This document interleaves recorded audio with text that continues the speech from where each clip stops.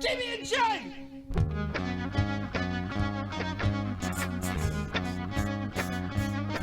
TB&J!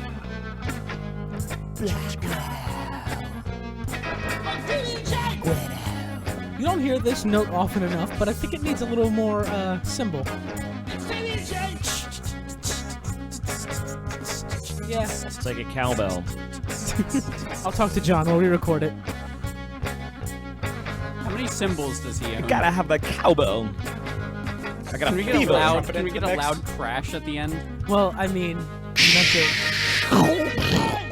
Maybe a not fireworks to peek explosion. behind the curtain too hard. I think he owns 0 symbols. I think he owns a drum machine, but it doesn't matter. Instead Hello, of a everyone. symbol crash, can we have like a crash through a window? Can we have a car the crash sound of- instead? Maybe Actually, Crash Bandicoot. Just what does Crash look Bandicoot at D say? with the video game reference. Good for you, buddy. I've seen commercials. Anyway, hello, hello everyone, and welcome back to another episode of the TB&J podcast. Across from me is Troy Brittingham. And across from me is Jeff Ackerman. You seem a little sad, buddy. What's up? Yeah, I mean, I don't wish harm on anybody, but I do. you know, the Rocket- foul- The other guys are the- here. Yeah, Chris is also with us today. Hello, Chris. How are you? Hi. And D is with us today as well. Hello, sir. How are I you? also am here. What was this bit you were trying to do? I think he was trying to say that he wishes Jeff Bezos' rocket had blown up. I don't really wish that the Right, rocket blew up because there's other people there, but maybe if there was just like a hole in it that sucked him out and then they patched it up really Isn't there a quickly. hole in the top of that thing? It looks like a penis. It does Yeah, look like a penis. I am wondering because he's like a bald evil man, and I'm wondering if he was really going for the Dr. Evil vibe. Like, in did that you see that? scene. You saw that Yeah. meme. Did you It see the was video brutal. someone put on Yeah, the Reddit video, of him yeah, in it the was cowboy brutal. hat getting interviewed before the takeoff, and he laughed, and it sounded exactly like Dr. Evil, so And they then like played it over cut top. Yeah. Yeah, It's also was- funny that there's literally a joke in those movies love how- where they're like, it looks like a giant Johnson, Yeah, that's right. and it literally looks like like he a has a giant my penis-shaped. gosh. They both have penis-shaped rockets. I saw a funny Twitter post, and it was like, men would literally go to space in a penis-shaped rocket, then go to therapy, and it's fucking disgusting. I mean, here's the real question: Who wore space better, him or Richard Branson? I love how we date this podcast immedially. Right off the bat. Right off the bat. We're like, Bezos just the other day. No, you're right. Let's start talking about 2021's Black Widow, Yeah, let's talk about the newest Marvel Just in film. case you were wondering what was going on at the time, this is your timestamp. That is oh fuck, I forgot what I was going to tell you. Anyway, yeah, that's probably good. Jeff Bezos did have a dick-shaped spaceship that he took into space and then left maniacally it was afterwards. called Just Blue much like Balls. Dr. Evil from Blue a Orange. 1990s movie that many of you will be like, what are you even talking about? So I guess go into Black Widow then. Yeah, so first thing first, I want to start with a very fun fact. Black Widow should have come out during the Sam Raimi Spider-Man's movies because Lionsgate began development back in April of 2004, and they were expecting an 05 or 06 release date, but all of the things that happened, you know, with movie production kept getting it pushed back and back and back until the Marvel acquisition, and Marvel put it permanently on the back burner until Phase 4 started rolling out. So there's a fun little thing for you. This was supposed to come out years ago, and it was supposed to be like pre-Avengers initiative. So But this is that does not. Who do you think would have That does played not that no wait a Natasha minute then? that does not count as the production. That's like pre-production, like Limbo, like that could be anything. That is not at all like that can't be the same thing as saying basically that like it's the Marvel MCU Black Widow, like Scarlett Johansson. Like I mean, like it's not. Oh, it absolutely would have been like completely unrelated. It would have been a different movie. They would have Right. retconned No, immediately they the same way they did. I mean, like Norton's the Hulk. fact that I am intrigued to see who was trying to make it because David Hayter was attached to write and direct because the project. it must have never left the property in copyright stage. Like No. Marvel never even sold it, so because they have the rights to the character, right? Yeah, Lionsgate began development I mean- in 2004, but they did not By make Marvel, I any mean Disney. solid progress by June of 2006, so rights had reverted back to Marvel. Here's Marvel sat on it until their acquisition yeah. by Disney, and then Disney took over. Here's a and better here we are. question: Was there a casting for her, for Natasha? No. Once rights reverted back to Marvel, they had no idea who they wanted to be Widow yet, but they had begun the basic skeleton of the Avengers Who Initiative. would so it they have put it on the been back in burner. 2004? 2005, 2005. 6? I mean, it could have still been Scarlett. It still could have been I guess. Scarlett Johansson. She would have been a little young, I think. Yeah, I think that would have been Who a was little like bit. the hot female lead back in 05? It's well, You'd when think does she that they take would on the go for role? somebody She with doesn't red take on the hair. role much later. What is it? It's like Iron Man 2008. She 2. takes it on. Yeah. It literally could have been her, but she probably would have like just missed it. Would have been like Jessica Alba. I was just thinking like a Jessica Alba or a Megan yeah, Fox. if it was pre Fantastic Four, yeah, it would have probably. Yeah. Yeah, just look up the female cast of Entourage, and I'm pretty sure you'll find who it would have been. This film guest was also stars. delayed 3 times. It should have come out in May of 2020, but Why, the what COVID happened? pandemic you know, Stop. Oh, okay. Oh, The okay. COVID pandemic. I forgot about that. kept pushing Like- it back. Like it's So- almost like even God discriminates against women. Does I'm he? just kidding. There's no God. God. There's no God. Is there any? take, D. Is there any sexism in the Bible? Oh no, the Bible is all about equality, right? No, no. Not usually. Not usually. Of the 4 of us atheists here, one of us went to Catholic school, and it's D. So if anyone knows his Bible, Two of us. oh, that's right, Chris went to Yeah, Catholic he's a school. Ew. Christian. Hey. I hate you so much. So When I enough tell you, about boring fun I know facts. a lot of Chris's. Let's go around the table and start with Troy. Immediate hot take. What'd you think? I went into this movie expecting next to nothing because honestly, Black Widow is a character that I have no opinion, positive or negative about. It's a character that's already dead, and I walked out of it. I saw it in IMAX, by the way. I walked out of it No one and cares. was actually kind of surprised by it. It has problems, and we'll get into those problems, but I enjoyed it. You enjoyed it? I liked it more than I thought I would. Chris, how'd you think of it? Immediate hot take. I enjoyed the first and third of the movie. The middle part kind of got really slow and boring. Okay. And D, what's your immediate hot take? This felt a lot like a Disney Marvel show, like a Disney Plus show, where it had, I mean, with a bunch of like added money for bad special effects, but really endearing There's some characters. real like bad they are green real. screen at the end. There's some bad special effects, like not stunt work. The stunt work's fine. I don't know. Like I don't know what exactly they did fine with this movie, and David Harbour does a ton of heavy lifting. So does Yes. so does the Yvonne. Her sister. Yelena. Florence Pugh? yeah. PGH? She's And the one she's- that I liked the most in this movie. Yeah, she's Oh, she was very great. likable. She's very like. I mean, they They're just setting her kept up with to the be cast. the next Widow, right? There, She yeah, could I be the mean, next well, something. we're gonna get into all she's that. supposed to appear in Hawkeye. This is still my hot take.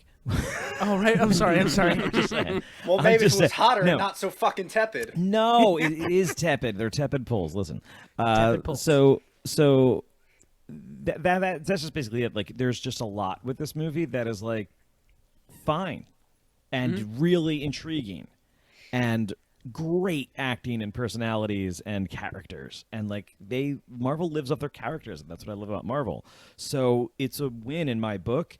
There's just a lot of actual problems with it that are literally, they shined the shit with all the rest of it. They shine it with the special effects enough, or action sequence, or charm and personality, and they gloss it with that. But there are a lot of problems in it, but they also have really cool ideas to set up. So it's just like, I don't know what to say about it. It doesn't thrill me, but it was perfectly serviceable for a Marvel movie. I want yeah. to talk more about what Dee said, but first, Jeff, what was your take? My immediate hot take was that this was the weakest of the Marvel movies I've seen, in my opinion, and it was That makes riddled sense. with a To lot be of fair, problems. you've missed a that- lot of Marvel movies. I That's did fair. not, so I have not missed a whole lot. I found out I missed Thor Ragnarok, I missed Infinity War and Endgame, and I Those are missed pretty big. Ant-Man and the Jesus, Wasp marriage. This Yeah, have you missed Captain Marvel? and Captain Marvel. I That's forgot. weaker than this. I have not seen Captain Marvel, but such a weird. as far as missing Infinity War and Endgame, I've read them on like the plots online, so like I know what happens. I just missed seeing it, and I missed that emotional impact. But like, I don't feel like so disappointing. That was one of the greatest. I know. So my cinematic opinion moments counts for almost Of nothing. my, as I'm sure. that is the pinnacle cinematic moment of my life. Mm-hmm. My very very old D life. I and like it is disappointing that like you didn't see that. Like you you should have just gone to see. You should have just seen those movies. I understand though. This I mean, may be it's a not regret for you. It's not for lack of He time. can't regret it's when he just lack doesn't of interest. hasn't experienced, but like that was without a doubt the coolest thing I've ever seen. I didn't even like Endgame all that much. I thought the first half was boring, and I still Yeah. walked out of it like 100%. energized. 100%, 100%. Yeah, but Anyway, this back movie it had up, a back lot it of up. fucking problems. This isn't. Yeah, no, it does, and this is, it's probably the weakest that you've seen in a while, right? I think if you stack this up against some other movies, it's not near like some of the other ones are not nearly as entertaining. Yeah, it hits but real maybe for middle of the different road reasons. for me. Like you can go back to like Iron Man 2 or Thor: Dark World, and you can kind of look at them now, seeing how they developed the plot lines and seeing kind of moments that you forgot about, or and that's what Marvel is really great for. These little moments of depth where you're like, that's cool. Oh yeah, they paid that off later on, and like you can go back and really make this. So time actually they age kind of like a wine. So like even the Thor: Dark World isn't all that fun to watch moment to moment. It is great to see scenes from it. I actually didn't like Civil War much, but like that movie is full of character development for the entire Marvel universe, and Oh, for like, sure. and there's some amazing action sequences. One of my favorite moments in Um, all of Marvel is Tony saying, "I don't care, he killed my mom," because it's like there's like weird layers upon layers of him Yeah. saying that, where it's like he doesn't give a shit about his dad, or at least he's pretending not to give a shit about his dad. He's Oh no, Kevin Feige or somebody, only because he reared that same sentiment. Marvel in general, I think, just that's why I say Kevin Feige. Like, Sure. that sentiment is shared through Guardians of the Galaxy 2. As soon as he says he's having this like huge eon moment with his estranged father, Kurt Russell, and he immediately when he says I had to put that tumor in her head. He just stops and blasts. He doesn't hesitate for a that's second. a scene I like, watched way too many times. Like that is such a like when he's just like, oh you like they don't give a like every Marvel The character's slow like nope. The slow pan to his You eyes, killed- and he you says, hurt my "What?" mom. Yeah, no, it's great.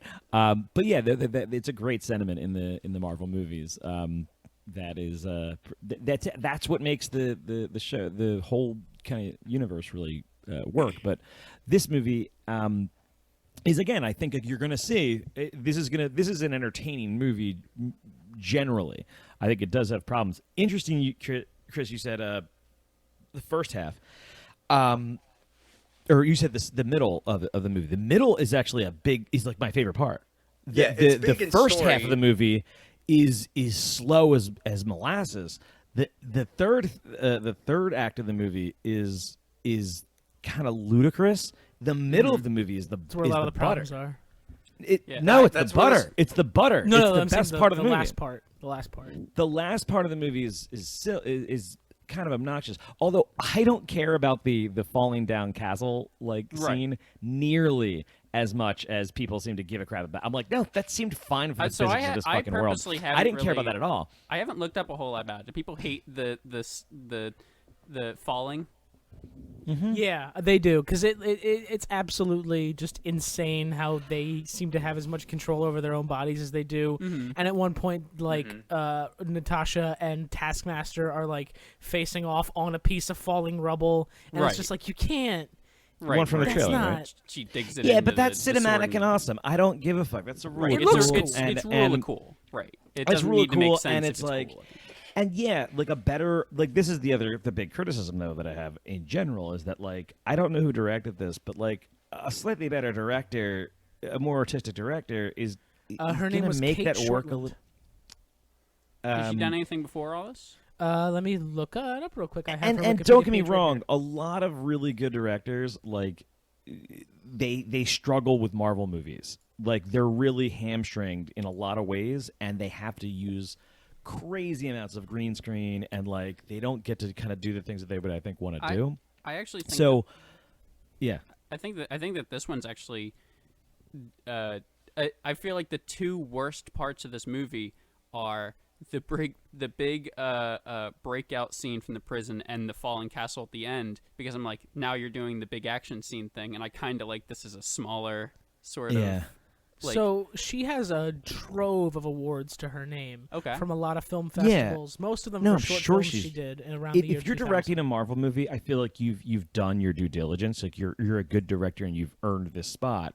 But it is like a, tightly wound. Like you're not like flexing your artistic muscles as a director generally when Right. you do these, because you this have isn't to like stay this within isn't that like a Marvel Christopher code. Nolan Right type thing. So that's why that's why I'm intrigued to see like Eternals and see what this very well acclaimed director does with it. I'm super interested to see what Sam Raimi does with Doctor Strange. That's probably my most exciting. That Raimi's is back? Raimi's is doing doing Doctor Strange, too. dude. Ooh. It is. Yeah, I'm not. Let's not. Yeah, And- all right, we need to keep ourselves. Who does Alfred Daisy. Molina play? Dr. Alfred Molina is going to play Doc Ock. Dude, Alfred he's Molina- bringing back Spider-Man. It's everybody knows it's fucking happening. Like We will he's save that bringing- for the Spider-Man Sam Raimi podcast. is literally doing this is Multiverse of Madness. Doctor Strange. The next Spider-Man Spider-Man 4. movie has They Alfred as they are Andrew having Garfield. they are And, having and they are having Electro. Jamie Foxx is in it. Dude, what? They're moldy. Like all the Spider-Men are coming back together. It's gonna there's be a bunch of interviews where whatchamacallit, They, what's his name? Andrew Willem Garfield. Dafoe. No, Willem Dafoe is just Oh. was like, don't, I'm not coming back. I'm not in it. But he Oh, fuck, keeps I getting haven't heard asked. that. He keeps getting asked, and he's just always like, I'm not coming He back. so And people are is. like, He he's so coming is. back. all the Tobey Maguire and Andrew Garfield are like, no, we're not in it. We weren't asked. We weren't asked to be in it. And then Oh. there's like set photos of No, them walking on Andrew in and out. Garfield. Andrew Garfield notoriously kind of sidestepped the question by saying like, "Oh man, I keep getting asked this all the time. It's like a game of murder or whatever or what is that game where Among you have Us? to like." Among Us? It's more or less the party game version of that, Oh, okay. where you play. Werewolf? Yeah, more or less. It's a game like I know what you're werewolf. talking about. Who's the werewolf or who's the murderer or who's the Right. yeah? You have to guess Yeah. who it is, and he's like, yeah, but he's like, yeah, I'm not. Like he's like, it's like that. I keep having to deny it. Like that's all he said as a retaliation, which was like a non-answer, except for Yeah. him like hypothetically saying that he wasn't it, which is what you do in Werewolf. So, we, Like, just to put this train back on the tracks, because No, I'd it's like to just keep funny. this one under 4 hours. Let's split no, this, it's a movie. Let's do it. Let's split do this it. into 3 little segments. We can do like Act Yeah. 1, Act 2, and Act 3. So, Act Tight. 1. Where does the movie, Act 1 end? Just let me know. Act 1, I'll let you know when it ends. But it's probably going to end with. Is that how you treat Red? No. Act 1's probably going to end with the prison break. Just, heads up. So, the movie begins in 1995, Ohio. And we see little Natasha, as well as another younger girl who's never been introduced before. Her name is Yelena. They are children of 2 parents, seemingly. And everything seems fine at first, and then we find out that Dad has some information that he stole from a S.H.I.E.L.D. office. And they're running away from S.H.I.E.L.D. and the local authorities on a plane, and they end up in Cuba, where they get Can we stop separated. there for a second? Did anybody get like super Stranger Things vibes when you see David Harbour like coming in 1995 with hiding from Rachel with special what, agents Rachel with little kids. Rachel Weisz Rachel Weisz. Yeah. with Rachel Weisz who's Yeah. like not like what's her name Winona Ryder. I'm not saying they're like share a resemblance, but like you know. Well, why not? I've never fought a mummy. And like, think of this as like 1995. It's like 10 years after the last season of this show. Like, it's just he was in a Russian prison. Like, it's just He was in a Russian prison. You're right. They have a like this. I'm just like, wait, what the fuck? Like, I got super strange because they, you know, in 1995, man, was just like this close for me to looking like vintage, like an 80s period piece. Yeah. Like the 80s now is a period piece when you do it. Like the 90s are kind of like they're almost but they're there. not. They're real they're real close. Like they're real close to being a period piece, and that's disarming. Yeah. So the family in quotes escapes to Cuba, and the mother of the That's a family, different movie. her name is Melina. Shit. She gets taken away because she's wounded, but she lives. She's fine. And then the girls get taken away. They are drugged in the neck, and they get split up. And I it's, will find you. We kind of learn. We're kind of supposed to just know what's going on between the girls right now, and if you know the Black Widow story, you do, where she is trained to be a super assassin by the state of Russia, and they're these kind of like that they are the Black Widows, like that's what they're called. These are these female, crazy, awesome assassins, and she and Yelena get trained in their I ways. think they did a good job of this. This was actually pretty cool. They did a good job displaying the and- horrors these children get put through. And this is the thing, is like the opening was a lot of fun. This is what was weird. Is like the first act is weird, but it's only after the credits that it gets real slow. Like it's after the credits until the second act. But like this opening scene was a solid opening scene, and then they go into this cover of Nirvana, right? Smells Like Teen Spirit. Yes. To do the montage that you're talking about, the montage of them being trained. But It's that's like only a after Bond-esque this. montage. Yeah. But if Bond was a horror movie, Montage? A montage? A Bondage. There you go. That's the other thing we got to cover this year is the new Bond movie comes out this fall. If it ever comes Delayed out. we were gonna do a build up, and then we did one movie. we and COVID hit. we're done. We're done with derailing it. Yeah. We're done with derailing. So no. But that action sequence is great, and the best part of it is when they arrive in Cuba. And that is when they there's that great scene of like he calls the girls. She freaks out. She grabs the gun from the guy. Says you're not taking us, and she is treating her like a sister. And Yelena, the character, doesn't know what's going on, or that doesn't make sense to me completely. But I guess fine. Like she didn't know she was a spy. I guess or didn't know. Rare, really good kid acting too, by the way. Yeah, I didn't. You always know it's good kid acting when you don't notice it. So yeah, absolutely, 100%. Especially for someone with blue hair, like and both the girls did great. If you Well, definitely let's give give them a credit. shot. Ever Yeah, and that's Anderson what I'm saying. played young He's looking up their Natasha, name. and Violet McGraw played young Yelena. Both really good. Yeah, phenomenal. And I don't mean that as like slight, faint, damning it with faint praise. Like child actors, they're really hard to believe in a lot of roles. Anytime they have to, spar with adults and do the whole thing and not just, freak out or something, like it is difficult.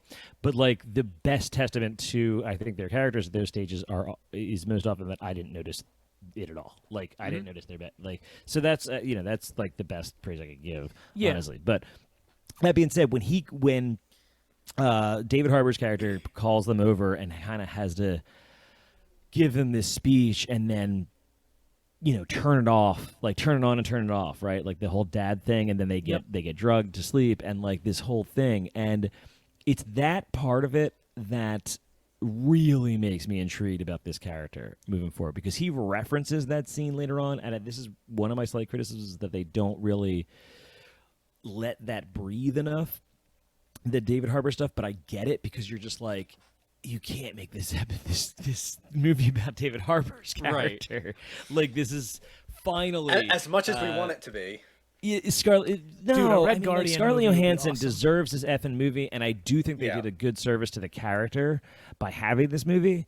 And listen, Scarlett Johansson, is it Johansson or Johansson? I've always said Johansson. That's how I've always heard it pronounced online as well.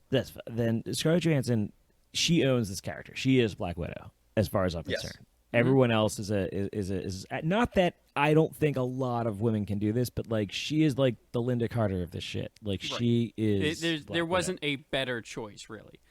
There wasn't, and that's saying something for like a 5'5", 5'6". You know, not. I don't think she's that tall, right? She's actually shorter than that. She's like 5'4" or something. But like, yeah, she is killer and awesome. Yeah, taller than me, probably. Who fucking knows? There goes your chances. under 5'5" need not apply. I mean, I'm an engaged man. I don't care. Yes. Hey, congrats, sir. No need to get back. That's it, folks. Jeff is off the market. That's Yeah. it. Our chagrin. Sorry, fan This base. is the saddest moment Our of fan the base TB&J podcast. is just about to drop. Our fan base is done now, There's man. no need to listen anymore. Sorry. Yeah. The ear candy is you taken. can never have this. You can never have it. Anyway. Yeah. Anyway, no, but that's a Oh, great he's scene by David embarrassed. Harbour when he has to do that, and they do a callback to that scene later when he kind of admits that like he admits that he is in this moment. And the only reason I'm bringing it up now is because later on he brings it up where he says, "I thought I was being strong, but I was weak." In that moment when he was really referring to that moment of like giving them up and like pretending that like it wasn't there, and he's like, no, I was just being weak and selfish, like and that is a really, there's so many great, I think, moments like that in general, and I do think the themes of this movie were really good, if a little heavy-handed at times. Well, you actually kind of nailed it earlier of like, this may have been the best of the Marvel Disney Plus shows if they did that. It Yeah. may have been better than like Loki and Falcon Winter Soldier and all that. Like it if it was 6 episodes spread out or something like that, where It would have just been the small better. moments. It would have been the better Captain America Winter Soldier, you know, like it would have been good to be combined with all that. But this was just her story, and it was, you know, it was just something else. And they had to do like all these weird things. The timing of it is strange, and like I do think they did a good send up to the character. But yeah, just that David Harbour moment, I just wanted to point out because it was just a solid scene that they do reference later on. I don't think they did a great job of like tying the two together, like, but you know, there it is. I wonder if those sirens are getting picked up by my microphones. Ooh. Anyway, so after all the childhood nonsense and the girls get put into their training, this is my first problem with the movie. Okay. Because the training facility is called the Red Room, and I was immediately pulled out of this because the Red Room is what Christian Grey calls his sex dungeon in 50 Shades, and I could not take it seriously after that. They called it the same fucking thing. Here's the And problem. that bothered me a lot. Here's the problem. Here's your problem. Here's Specifically, my problem specifically. Here's Yeah. your Your problem. problem is thinking way too All right, much about 50 Shades. You realize, yes, that's it. That's 100% it. Is that 50 Shades? You understand was a fan fiction for Twilight. Yes, I And know. Okay, so this is like a hack writer who the Red Room is much older than fucking 50 Shades, you dumb hack. And to say well, culture 50 started Shades and did it ended first. with 50 Shades. 50 Shades was the last good piece of American fiction. Literally 50 Shades, when they write this, they are like referencing this. And you're like, well, I can't take it seriously because 50 Shades did it first. It was. I you wasn't being, basic bitch. I wasn't being serious. It was a joke, buddy. Do you think that you're gonna have a red room? I don't think it was. After you move into your new place. No. Nate, were you being sarcastic seriously? Yes, I was Red will seriously have being a room. sarcastic. Honestly. I thought that was an endearing part of you, but No, I was genuinely being sarcastic, but it was funny. I actually haven't read 50 Shades or seen the movie, so I've never read it, actually but I know the have context. seen all 3 But you movies. know there's a Red Room reference? I've seen all the movies Why? because it was it started ironically. I think with this me and- might Is be that worse than wha- you playing old school RuneScape. And now you're engaged to a woman named Red? I am. That's all of this is Where are unrelated. the my sound joke was the Red effects? Room. Where are the sound effects? He's reaching over for the iPad. Thank you. So, Wow. just to clarify this very quickly, my ex wanted to watch the movies as a joke, so we did, and it became like a date night thing we did for a little while, and we watched all the movies and that's when laughed you at them. that's when you stood up and said, hey. "I need to get out of this relationship and find somebody with a red room." Hey, and you found engaged somebody... guy, nix the X talk. Well, no, that was the moment. That was the moment he got up and said, "No, I need man, to this isn't find gonna my last red long." room." What's that? My engagement ring just got thrown across the room. Man. Love you, dear. Anyway, so after all of the childhood Especially since stuff, I'm in the room. after all the childhood stuff in '95, we cut to 2021, and it is I don't even know where the fuck it is. They say where it is. Doesn't matter. It's more like 2016. It's 2016. Yeah. Yeah, It's 2016. 2016. I just made a guess. I picked a random it number. says It's immediately 21 years following the later. movie Civil War. Gotcha. It's immediately after Civil Captain War. the America. American Civil War. Natasha No, Romanoff the is a American Civil fugitive. War. 1880. So I need you guys genuinely to clarify something for me because my Okay. brain's a little foggy. Okay. It's been a while since Civil War. Natasha was Little on foggy Iron Nelson. Man's side, Mm-hmm. so why is she a fugitive from the Sokovia? No. Yes. Just kidding. Just say yes to all that. Yeah, she was on. She is on Iron Man's side, but she switches sides mid the. Okay, attack. I in the forgot air, that part. Yeah, in the airport She- fight. And she- takes and she she- stops she what- stops- Black Panther from catching Cap and Bucky. Cap'n? Cap'n. Cap. Okay, so Cap'n America. I remembered. So And all I Captain America and Captain Crunch. I remembered her being on Tony Stark's side through most of the movie. I didn't remember her switching sides. So the fact that she was a fugitive, I was like, what? But now it all makes sense. Yeah, after that movie, the Avengers are Tony and Vision. That's basically. that's the team. And a crippled War Machine. Yeah. Yeah, So- no. Actually, what happens is that she hits Black Panther with her stun, or with her widow's stings, whatever, to incapacitate him so that they can get away. And at the end of the movie, even when Stark is talking to her, and he's pissed at her, and she's basically like, "Yeah, I did what I did," and then he's like, listen, I can't protect you anymore. Like you're done. So like they're amiable, but like, and he's not going to capture her, but like he knew that Ross was going to go after her. Yes, which is So he's just exactly what like- happens. he's like, so at she this basically says like, I'm going to run, and that's where she is here. And then I think at the end of this movie, we land with the implication that she helps Cap break them out of prison. Yes, she says that point blank. She says, "I'm going to go break a few friends out of prison." Right. But so, anyway, so now we have confirmation that he didn't swim out there to that prison. yes. So we He had help from the Red Guardian. So we have Natasha escaping from Secretary of State Ross, who's trying to close in on her, and we see her on a boat. She throws her cell phone into the river. She's completely starting over her life, and she ends up in, I believe, Norway. Yeah, she's in Norway, living out of like a trailer, and she meets up with Rick Mason. Am I supposed to know who that is? Nope. Okay, cool. Nope. She meets up with apparently a friend of hers, Is Rick he a Mason. comic book guy or is he just a guy? I've not heard the character before. I think he's just a arms dealer. Well, I assume that you have all knowledge on this stuff, so I'll take your word. Yeah, for it. I didn't. There was no name recognition or character things. It could be, but I don't know it. Apparently, in the comics, he's just known as the Agent, and they gave him an actual name in the movies, and that's about it. His entire Wikipedia page is like 3 paragraphs long, so he's nobody. Man, I'm pretty sure he's Galactus.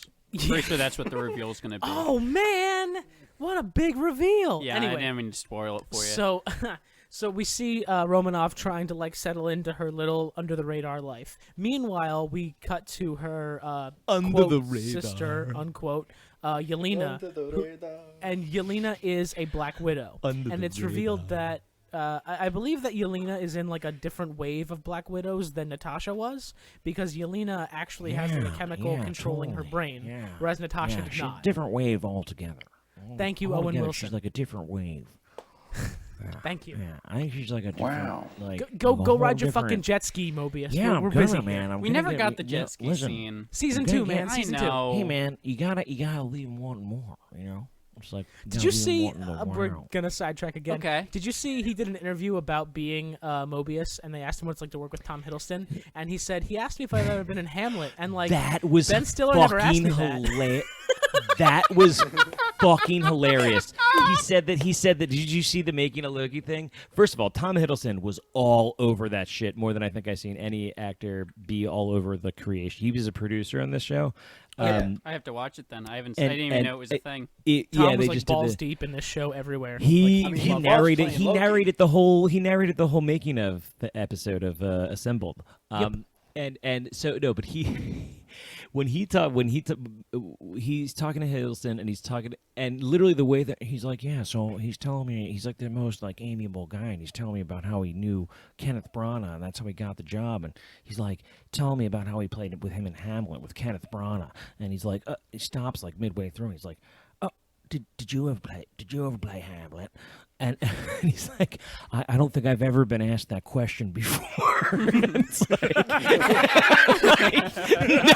He's like, I don't think at any of my time with Could Ben you Stiller that he fucking- was like. Could you fucking imagine Owen Wilson's Hamlet? Oh, wow. Disney, wait, get on which? it. Actually, it's like to be, or like not to. You know, man, whether it's, Being.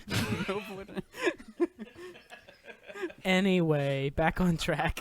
So Who would Yelena, Vince Vaughn be? we're not. All right, Listen, no, I would we'll be move one of the back beautiful to- babies. I'd be I one of the don't- beautiful babies. I don't have a big enough knowledge of Hamlet to make jokes. That's why I'm moving Or on. Vince Vaughn. Or Vince Except Vaughn. that I know his like assistant personally. Oh shit. Okay, cool. Yeah. Buddy, Are you Vince we Vaughn? gotta. No. So Yelena is with a couple other Black Widows doing Black Widow shit. They're hunting down a former older Black Widow who has a briefcase. The mission is to recover the briefcase. I got you. You can tell the fucking got frustration you. levels on Jeff are rising. His got blood pressure is going through the roof this episode. All right, tell you what. I'm gonna go get some more wine while you explain. Oh, that's why you're drinking. I see. Okay, cool. So I mean, sure he's gonna drink. You're engaged, dude. You gotta celebrate. that means I should be drinking. You fucking. Anyway, Yeah, well, you're not. So whose problem is that? Yours. Yelena is doing a mission where she has to kill a former Black Widow who's got a briefcase. The mission is to recover the briefcase. However, in the attack with the former Black Widow, she exposes Yelena to a red gas that seems to just clear her fucking head. No more mind control from the bad From the guy. COVID vaccines. The Jesus Christ. Do your own research. The bad guy whose name is It makes her immune Dreykov. to 5G. I want to ask, do they ever explain this gas in the movie? Yes, they do briefly. They explained that a I mean, they former. mention it's... You just missed the COVID conspiracy, D. No, he'll get there. I don't think I did. No.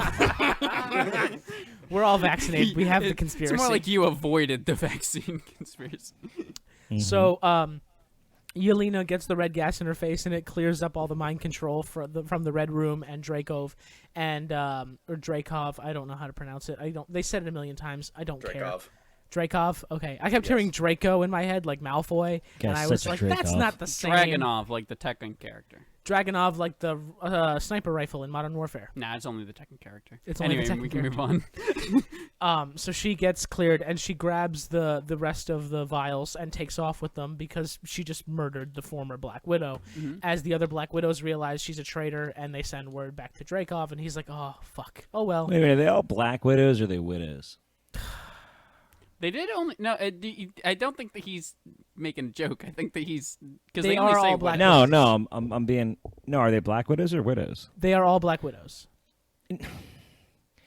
I'm saying, like, do they refer to them in the movie as widows or Black Widows? Because I think think they're they only refer to called them as widows. widows. I think They they're only say called widows. I think Scarlett Johansson is the Black Widow. And the other ones are widows. The plot summary I'm reading from refers to them all as former, like says former Black Widow. Get me Kevin. Get me. Yeah, blah, blah, blah, But I blah. love- Give me But I- give me Feige Feige on the phone. Give me Feige on the phone. Pick up the Feige phone. We do have Ooh, that. that doesn't sound that right. Phone. No. No, Give me that Feige phone. No, we have that. Well, we have that phone in this recording studio.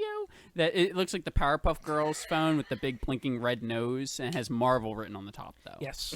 It's right next to the one that's all black with the blinking light, and it only has one button that goes to Gotham PD.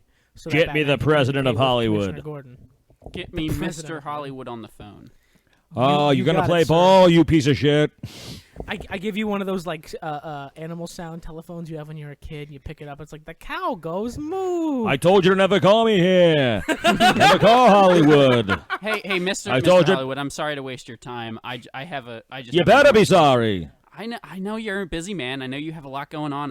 Very busy. Yeah, I just have. We have a concern that there aren't enough Bigfoot representations. No, get in out of media. here. Get out of here. You had Listen, your we got a episode. lot of Bigfoots coming up the pike, okay? 2025 is all Bigfoot all the time. We Okay, got but Yeti, we got okay, Sasquatch, we got listen, Koopa Chabra. okay, We got okay, everything yeah, you want, I understand kid. that. I understand that. Okay, but my question is, We're are any of the generalizing main a lot of Bigfoots. are any of the main characters though? Some of them are main characters, okay? Listen, the these lead things main happen in character? stages. They happen slow. Look, I am the president of the Betterment for Cryptid Society. Oh, you don't think I know who you are? I know who you are. All right? I could buy and sell your ass. Hairy as it is. That's very offensive, Mr. Hollywood, Listen, sir. we just haven't had a real. I didn't become the president of Hollywood by making friends, okay? We haven't had a Bigfoot movie Maybe since that's your Harry and the problem. Hendersons, really. Maybe you just need a friend. Listen.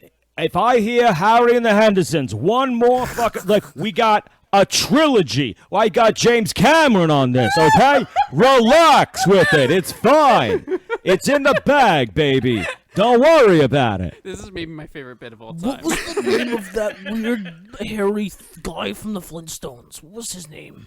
No, it was the Jetsons. That was Fred Flintstone. No. Fred Flintstone, next question. Keep them coming. I don't get all day. I believe it was the Great Kazoo. It was the caveman, I think. It was in one of It was those- Bad Bad okay. Boogaloo, okay? For all I care. It's a canceled show. It's never see the light of day again. That we one gotta asshole, backtrack. that writer, he told me. Okay, wait. We We're got like we 20 got minutes we into got this movie. we got off track. But Mr. Hollywood, were they called in the movie Black Widow? Last were question. they called Widow or Black Widows? I guess we got disconnected. Okay, so I refuse to answer this question, okay? You got Wikipedia. Use your fucking head. All right, I'm out of here. I gotta go. All right, bye, D, you Mr. just Hollywood. missed Mr. Great having you. Hollywood, man. He was just here. What? You just Who? missed Mr. Hollywood. He was just here answering questions. Yeah, the president of Hollywood. Hey. Fuck, You guys man. gotta stop using Bigfoot that also made an thing. appearance again. All right, We I'm could have asked coming him if into they're the going to studio reset next the week. Star Wars universe We again. really need to hire a security guard for him. Yeah, we do. Seriously. Listen, Bigfoot's a nice guy, Jeff. Did he mention There's Jason fucking Momoa? hair Security. all over Did the he table. mention? Did he mention Jason Momoa? He didn't mention Jason Momoa, not this time. Thank God. Thank God. That doesn't exist. Funnily enough, Mr. Hollywood also didn't mention Jason Momoa. I think he hates him too. Okay, so I'm going to blow through this a little bit. So, Please Galena do. sends the antidote vials to Natasha, hoping she will send the Avengers to free the other widows. When Natasha unknowingly drives off with the vials in her car, Taskmaster attacks her, seeking them. Natasha manages to escape Taskmaster, barely, and realizes that the vials came from Yelena, because there's a little photo strip in there that she gave her while they were being separated as kitties. The two reunite in Budapest in a weird fight scene. Like Budapest. if Budapest. Sorry, Budapest. So like she approaches the room, the safe house, and Yelena's already there, and they have like a standoff, and they're like trying to kill each other, and then they eventually call a truce. Okay, so Like, what this the scene dumb, Super dumb. unnecessary Why would you do that? There's it's no need for classic. this. It's like they just wanted to be like a Jason Bourne scene and whatever. It was going through the motions. This scene. These are the I guess, these are are they the trying to parts. show These are us the parts. Yelena is a powerful woman who can stand up like to Natasha, like go toe to toe Yes, with they're introducing even the though character. she They're had a doing the fight whole scene in thing. a second. her. Yeah, even though she just But had a fight no, scene. they're also just introducing like their dynamic. They want to do this fun thing. They want to do this sisterly thing, but it doesn't make any sense by a logical standpoint from where they are. It's really like kind of. Are you saying you don't fight These your are one of sisters with weapons all the time? Yeah, like no, they went for like killing blows and shit, and it's just one of those things where it's like this. I don't buy this part of like Marvel where I'm just like, you can't do this. You can't do if they a ended Jason Bourne scene because Jason Bourne had consequences. Like you If really they don't. So ended- like this doesn't. if they ended at like just the gun face-off scene just ended with them not fighting and just kind of lowering the guns, I'd get it. It would still be a little like, all right, you seem a little on edge for this obvious meetup. You're not gonna kill each other. I get it. But. This is where I'm thrown. I'm like, okay, so like one thing is like one of the best stunt works was when she throws like Natasha through the window through the thing. Like I'm pretty sure that this is the scene where she throws her through the through some. Elena throws her through something, and like it's a pretty damn hard hit, and the stunt work is really good. No, it's actually one of the better fight scenes in the movie. It just doesn't. It was really, but it was just unnecessary, and they went for like really killing blows, and I just couldn't find the dynamic that they went from that. It was just like this is where they're like the Black Widows or however this works just becomes a little bit too cool for school. Like I really liked the dynamic in like Winter Soldier when like Captain America like grabs her. And he's like, tell me the fucking truth. Like he's like fed up with her, and she's just like, I don't. Where he's like, I don't know. I just pretend I know everything, and she does remain in this calm kind of demeanor, but like it's the closest that you get to like someone like not putting up with this like kind of banter bullshit, but they just like field day with it, right? Like the banter kind of sisterly thing, and I guess that was like what it is. Like they were going for this sisterly vibe that they're both like lethal in that, but they were going too hard on it. I was like, you either got to be pulling your punches a little bit more, or you got to be seriously like, this is a threat. So I didn't get it. Like, and the fact that like they could do so much with a simple line that says like their Kevlar armor is like that their bodysuits are really resistant. Just a quick thing to say that like they have a little bit of a suit, you know, they have a little bit of extra power to like withstand so when some she beans. hits the inner doorway or whatever, like you're talking about, she doesn't break her spine. Yeah, like there's just like, come on, man. Like I've bought her up to this point. She's obviously like I've obviously bought a lot, but if you're gonna try to do like this is where I'm just like this was too much Marvel movie and not enough like espionage thriller. And when Marvel and any of these shows are doing their things right, they're doing genre in a fantasy universe. Right. That's it. They're just doing a specific type. They're doing a war movie. They're doing a Shakespearean play. They're doing a comedy. They're doing they're doing a heist movie. They're doing something like that. They're doing one of those in the Marvel universe. Like, and this is where it's like it felt like it was trying to be a Marvel movie, but it was pretending it was like a espionage thriller. Like, it didn't make all that sense. It didn't have the espionage moments from like Winter Soldier. Yeah, yeah, it was missing those. But either way, I think like that's. But like, what else do we get in this scene though? So this scene, they do this thing after their fight. Yelena reveals to Natasha that Dreykov is still alive and the Red Room is still active, creating more widows. Because Natasha reveals that she believes that she had killed him previously in his Budapest office, because she says that she followed his daughter up to his office, and she saw her in the office, so she was like, cool, he's definitely in there, bomb the place. Turns out he wasn't, and she killed his daughter for no fucking reason. And it's like this secret that haunts her, and she hates herself for it. But also, she did this with Hawkeye. Yeah, this is a mission she did with Hawkeye. Yeah, really disappointed, because not only that, but like even when they referenced his voice, that like clearly wasn't Jeremy Renner. It was, according to the credits. Fine. I couldn't tell. He does not have that distinctive a voice, and it was like 2 lines. And the fact that they couldn't get him in the movie a little bit here, like of just like I a know quick you don't. cutaway. I know, like I know you or don't even wanna, next to her in the car. And I get the issue of like overshadowing Scarlett Johansson in this movie by any degree. You're already you already have the David Harbour character that is just on like chef's kiss, one of the best Marvel creations that they have so far. You reminded me of And- one of my other big problems with this movie. You're skirting right around it, and it's that when she meets up with Yelena and the other two later on, spoiler, she meets her parents again, or the fake parents. They keep mentioning how she's a fancy pants Avenger, and how like, oh, you're Avenger family, and you're Avenger family this and that and the other thing. They keep bringing it up over and over. All that did for me through the whole movie was just keep telling me how many characters are not in this movie. Well, that's And it all kept of them, drawing though. me away from Black Widow. The focus should be on Scarlett Johansson. No. So the interesting theme in this story was the fact that of what she ends with, which is that the fact that there's two families that she's broken up with at this moment. There's her real family that Her sorry, fake real family. her fake real family, this family that she grew up with, right? That is actually her origin, her the start of her. And it's supposed to parallel like her bridging that relationship is supposed to help like her have the motive to bridge the other relationship that is currently fractured as well.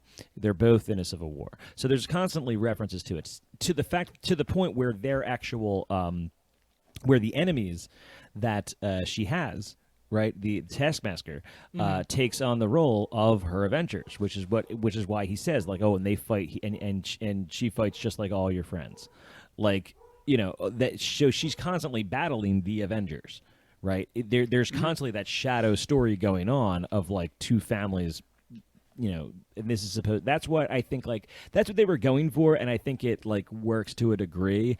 I just while they leave it open enough for like future interpretation, they literally turn Taskmaster into Deadpool from X-Men Origins Wolverine.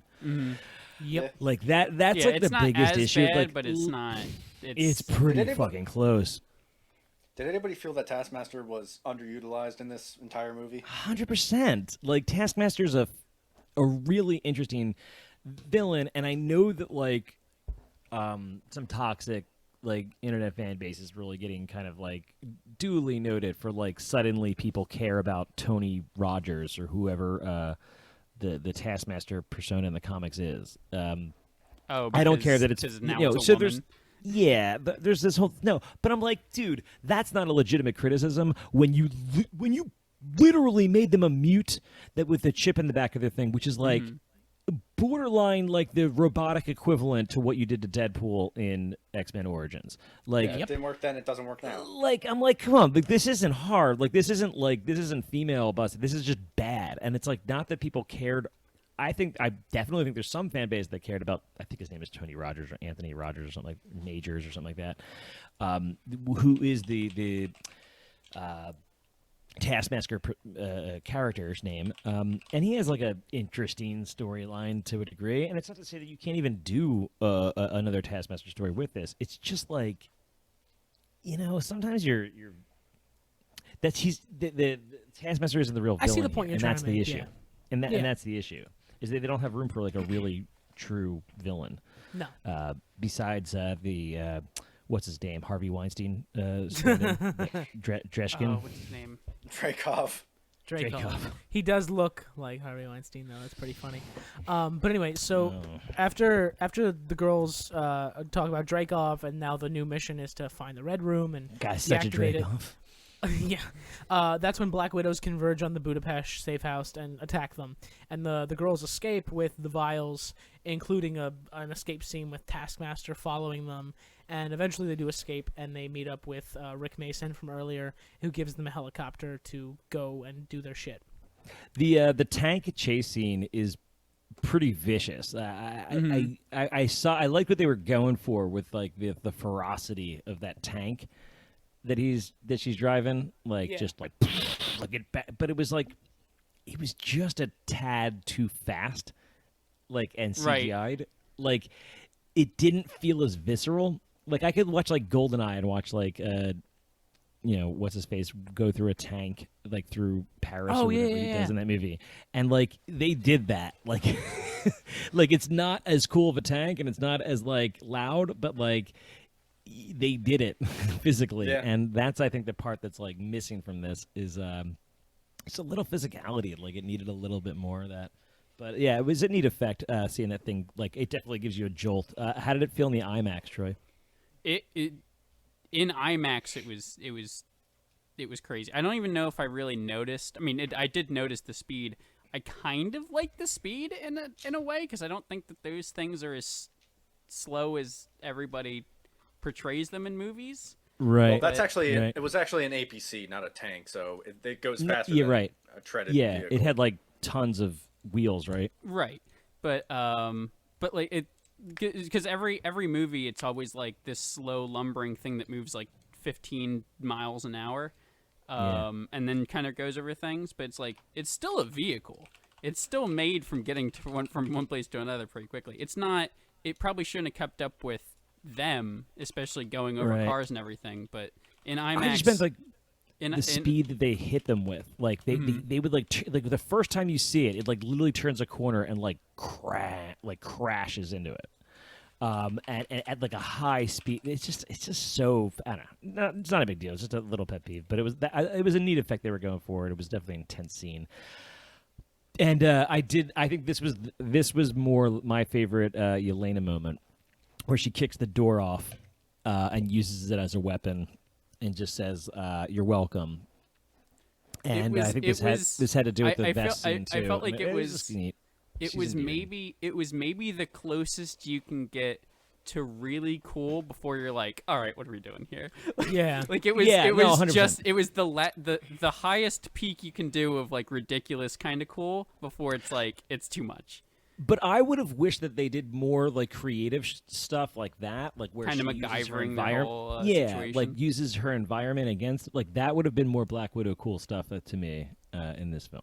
But whatever.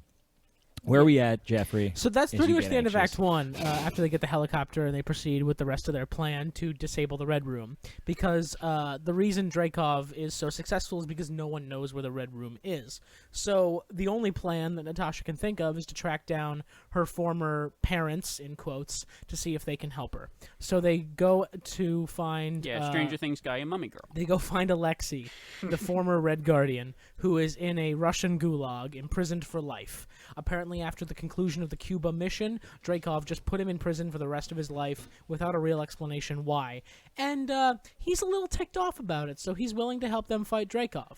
So I don't think it was right after that, was it? it was. He guess it says was. he I says guess it was, yeah. after the Cuba rendezvous, he gets put in prison for the rest of his life, and because he says that's how I get thanked.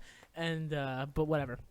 So they break him out of prison, and it's a pretty cool prison break scene, not gonna lie. Although it doesn't make a whole lot of sense why the guards would shoot the inmates instead of just taking out the helicopter above them. So this is You mean this is do you mean the helicopter that got shot 50,000 times in the air? And was still flying. This is the This is maybe this I my didn't least like, favorite yeah. fight scene. It's so here's the thing. Everything with him in the prison of like arm wrestling the dudes Yep. and like exchanging and stories bragging about kicking Captain America's ass. Love it. Yeah.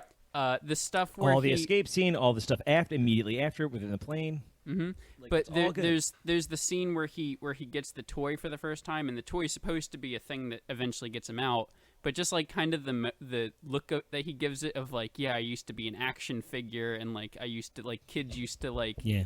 get toys of me and be excited, like I used to be a hero, and now I'm here. Like there was like And now he's genuine- old, balding, and fat. right. It was like genuine, like okay, yeah, you can see where this guy's coming from. Like there's good, like he's talking about. There's good moments, and then everything in the fight scene, I was just like, what are we doing here? Like the fight scene looks really bad, and like he says, the like D said, the helicopter gets shot by like A 50 million caliber bullets like 900 times.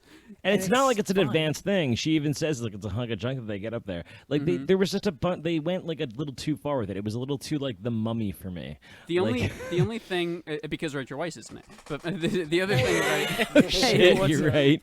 the Man, only thing that I can do we just say like Rachel Weisz, like that's how you age. Oh yeah. she looks the same. The You same. can get it. But the only thing that I like about this fight scene is Yelena You know? Yelena pulling out the rocket launcher, shooting it, and just going, "Ha!" And that like it's little, it's just little and I character also moment stuff. and I but love her. Oh, this will be a cool way to die. Yeah, like she everything that line that the character has, I'm like, I like you. Like I want to be your this- friend oh, in I mean, real life. she Yelena kills you. was She- written amazing. I think Yelena and Red Yeah. Guardian are the best characters They in are this the best movie. characters. They got written so incredibly well, to the point where I liked Yelena more than I liked Natasha. Uh-huh. And then the Red Guardian, every time he was on scene, he owned the scene. He was such a dominant force, and he knows how to fucking act David so Harbour well. is just fucking. He was such a good fucking national actor. treasure, I'm man. so sad we probably such a won't see national much more of him in the Marvel movies. I don't He'll think show so. up again. I think Yeah, he'll show up I'll show again, but not in as big of a role as he was here. I want there to be a whole Red Guardian movie now. I mean, maybe. I want him to fight Captain America. Oh, Well, Guys, he's don't gonna get he's that. gonna I fight don't- Falcon Captain America though. Yeah. You're gonna see some of that. You're gonna see or U.S. Or agent. he's gonna beat up an Or old man. no, he's gonna fight U.S. agent. It's gonna be great. Oh, He's gonna that's a better call. It's a Ooh, better call. oh, U.S. fuck. agent is the better thing because he sets him up as the hero role. It's gonna be great. Nice. No, this is the There's a thing. hot I'm take. saying like they are taking so many, like they are setting up there are so many fucking beautiful nuggets in the ground right now with like the whole like them building Thunderbolts or the Dark Avengers. I can't tell what it is. What, like I was thinking the- about this earlier. What if they kind of do both? I think that's what you're gonna get because they It's like a combo really kind of can't do a straight Dark Combo Avengers, breaker. at least not yet. But you can definitely have like a Thunderbolts, and that makes so much sense that Val's backer. Well, there's a big theory that Val's backer is actually Kang, but okay. But either way, there's so much like this is where the movie is intriguing, where it's just like you put pieces together to other things, and it becomes a much bigger tale of like, okay, so you got like U.S. agent, you have your own Captain America, U.S. agent, you have your own Black Widow in Yelena, you have your own like it's just gonna they have a Baron Zemo they can get if they want I to. think They can get I could be wrong about this. Isn't Abomination coming back in something? Abomination is back. Can Abomination's they coming can back throw in him in Shang-Chi. a Hulk thing, as like a They could throw anti-Hulk. Shang-Chi in it. Shang-Chi, even himself. That's has right. been- Anybody who's a main character of a movie doesn't have to be. Shang-Chi Evan. Shang-Chi is like a great character for like Thunderbolt Ross to like recruit the way that Nick Fury did, and just kind of like buying into like I'm like helping out, and then seeing the kind of underhandedness that's going on, so he could be like a good like twist character, or a Natasha character in this in Civil War. But like they have a lot to go. Like it's like they're gonna get an analog Avengers team because they have White Vision out there that they're probably gonna pull into this. Mhm. You know what? So you get White Oh, Have shit, that's right. So And you that's- have and that's a a U.S. charac- agent. That's You a have character you Yelena can as have Black fight, Widow. like Thor. You get and if they fucking pull in Daredevil, and if they bring in fucking Bullseye as I mean, fucking Deadpool's Hawkeye, coming I'm back gonna in there, fucking lose my shit.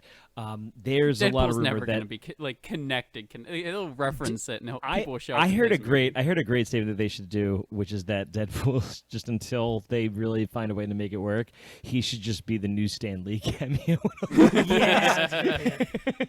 Well, he is getting a movie. They did say that they're doing the third one, Oh, yeah. and it's going to be rated R. Yeah, they are. There's no On way they're Disney just gonna Plus. let that gold mine sit. Yeah, but people aren't. What if they it's not like also Disney inserted Plus. Deadpool into every making of that they ever have? Just put him in there as like a. I as mean, a- This is what one of I'm- those The cameramen. third movie and every movie here on forth, I'm guessing that he's probably just going to be. It's going to be a Deadpool movie in the background of like another movie, where it'll be like Civil War, and it's like this is what he was doing the whole time. Like it'll be that sort of vibe. Maybe. It could but be. I'm interested to see Deadpool. They could just censor him and just make him like bleep all his fucking words whenever he talks. Well, they're keeping it rated R. No, I'm saying like bring him into Marvel. Yeah. Oh, I see what Marvel, you're saying. Marvel They can do avoids the both, R by right, not right. doing like f bombs. No, Marvel. What they'll do. You can make Deadpool jokes without. You can dick and fuck, make too. a Marvel movie, a technical Marvel movie that's rated R. And but you could then also have him in like Avengers 10 or whatever, and then when it's more of a family film, you can bleep him. Right. And you can even make him like, oh, we're bleeping me now. What the bleep is this? I mean, you can even have him just be like, Exactly. I won't use those words because this isn't that kind of movie. Right. Like you can have him do those sort of like You lines. can have him Exactly. do anything. It's easy to get around. It's fun to get Deadpool around. is so easy to Um, write for. Yeah, It's he's also easy not. to write for Ryan Reynolds. But anyway, back on the movie we are talking about, Black Widow. This is kind of the problem, though, Jeff, is that this movie is like is going to be a touchstone to like the rest of the next phase. It literally is the first Marvel movie of Phase 4. So like, this is kind of the game right now, and this is, even though the movie isn't as deserving of all this time, this is kind of the dropping off point, I think, for like the rest of the next like 2-3 years of Marvel movies. Yes. So there's plenty to latch on to. It's also weird because all the stuff that I like about it, all the things that made me surprised that I like this movie a lot, is all the lines that they have together back and forth, and like looks that Red Guardian gives an action figure and stuff like that, where it's like, it's not something that, it's hard to talk about that in a podcast too, where it's a lot of it's like they're character moments. They're character moments that like Marvel's bread and butter, and what they do really well is that they make believable characters that can transfer to any story. And when you put those characters in a good story, they're great. But when you create these characters, you're creating, by the way, none of this is relying on Iron Man or Captain America or anything. It's relying on Scarlet, it's relying on Black Widow and new characters, all new characters. Like, so that in of itself is a good testament to say that, like, oh, I didn't really care for this story too much, or special effects, or any of those things. But guess what? They just introduced like 5 new characters that this universe can put into something else where I could fucking love it. Like, where they could just put them in a fantastic story. So that's what the great benefit of all this is that, you know, that right there. They just they build, they just continue to build, and those moments are all good. Fucking Yelena, right? You like know what she's about. She has sort of this attitude where she's like, I've never really had like control of it, and she kind of has this whole sort of acting sort of personality of just like, I give a shit, but I don't give a shit kind of thing. You know her favorite song. Like, I don't know fucking Tony Stark's favorite song. Like, she has like the whole montage. The song he plays at the end. Mm-hmm. But is it what? Endgame. The song at the end of Endgame. What's his favorite? It's like the old song they dance to. I don't know. It's like an That's old weird. 40s song, dude. I said Tony. Oh, I thought that was Iron Man. But thought that was Iron Man from Black like Sabbath. She has the whole Oh she has my the whole conversation about fucking like the jacket that she bought for herself. Like The she, best. So many pockets, right? It's You It's never know so what's in cool, there. right? but Good moments. she's like, I genuinely know more about this character than some of the people who are in the Avengers and in like 3 or 4 movies. I probably know more about her than War Machine. Like, Speaking of her, did you know she's dating Zach Braff? Who For isn't? her. Let's be honest. Good for him. Good for him. He's 20 years older than her. Good for you, Zach. Also, Classic good for stuff, her. Zach. He's- Classic stuff. does this mean Dr. Dorian is going to be a Marvel character? God, I kidding. hope. Oh, that'd be so funny. his name is Doctor Doom. I It's see. the character you're Only if he's Rick Jones. Anyway, that's I went down a rabbit hole call, learning about actually. this chick.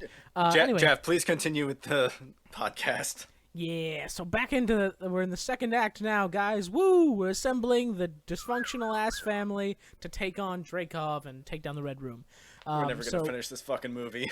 We will. They get Red Guardian and I'm having fun. Sorry. having Leave any time, no, Christopher. It's fine. And one of my favorite scenes in this movie is after they get him in the helicopter and they have their pilot and co-pilot headphones on and he's trying to talk to them and he's like, "Oh, you can't hear me," and he grabs the headset for himself and then he was like, "You girls, I'm so proud of you." And then ScarJo Johansson just like takes out the headphones, just punches him. Well, this scene, moving on, is just amazing. He's just like, oh, he mentioned something about kids. And she's like, we can't have kids because they took out our uterus, and they like, go into graphic detail explaining like how they like made they don't have uteruses. And then I'm just like, well, then how do y'all have hips? Like a PMS thing. Yeah. He asked if she's on her period. That's the. And she was like, "We kind of don't even get shitted in that. periods, dumbass."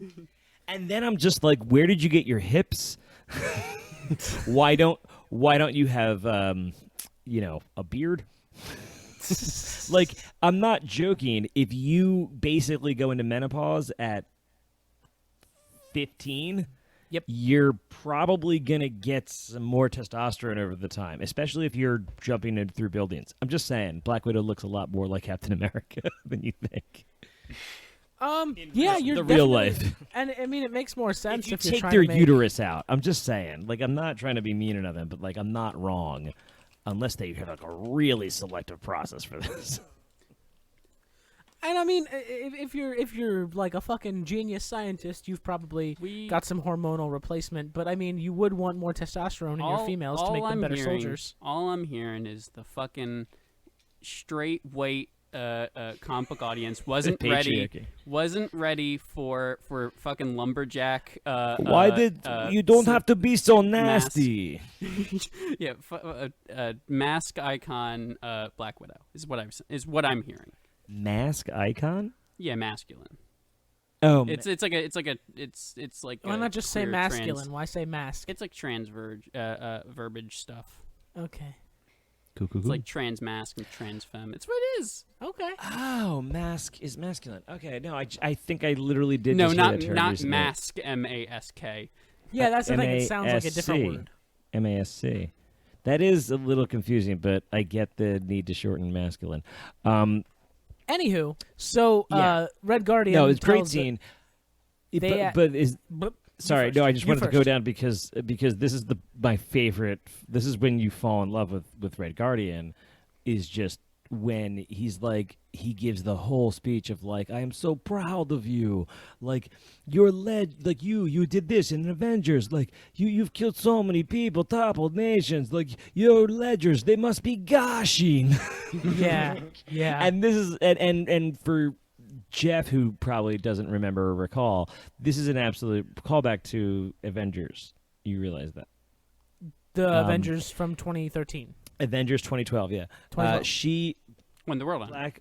Black Widow interrogates Loki, and he like gets like in the scene, she says, he questions her. He's like, "Why are you doing this?" He's like, I got red in my ledger. I want to get back in the black. Like I want to I've done some bad things and I want to make up for it. And he's like, "And you can never do this." And he like digs into her and like clearly seemingly knows about her past, and she like breaks down. And then two weeks like, later, he's a good guy. And then and then he like and then like through the course of it, he kind of implies what his plan is to like release the Hulk, and she's like, "Oh, that's your plan?" And she like clearly, she's like, "Thank you for your cooperation." And she was just interrogating him the entire time. And like the whole, but the scene is real that she admits to. She just doesn't let it affect her. The fact that she has red in her ledger, and that's the thing, is like she's done this bad thing, which is what we're referring to, which is her killing, or seemingly killing,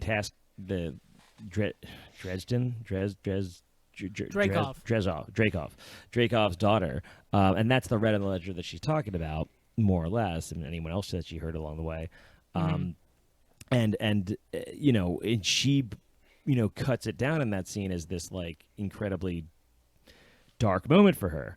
And when he's celebrating it, just being like, "Your ledgers, they must be gosh." It's like that's like a 12-year joke. And then like he's just the helicopter runs out of gas because he says they have enough, and clearly they don't. And they're walking, and he says, "Natasha, come back. It's important. It's important." It just falls to the ground. That was a really funny side gag. That was a great side gag. I gotta give him that one. But he calls Natasha back from walking with Yelena, and he's like, "Come here. It's important. It's important." Did Steve mention me? Yeah. Did he mention me? And she's like, "That's the first question you're gonna ask he's me." like, I don't never considered us, enemies. I thought there was a little bit of respect, like mutual We're respect. contemporaries. Contemporaries. But Co-equals. that also like leaves this like huge question mark, because like when he's arm wrestling the guys in the prison, you get the impression that he's kind of making stories. And then when he says this, you're kind of like, wait, he thinks he fought Captain America? Like, and then what is there? There's no way they're not does he bringing that actually back. think he fought Captain America? No, I 100% think he fought somebody. Like, he fought somebody in 84 and 82. The question is who? Was it Isaiah? The argument was that it's not Isaiah Bradley, pretty clearly.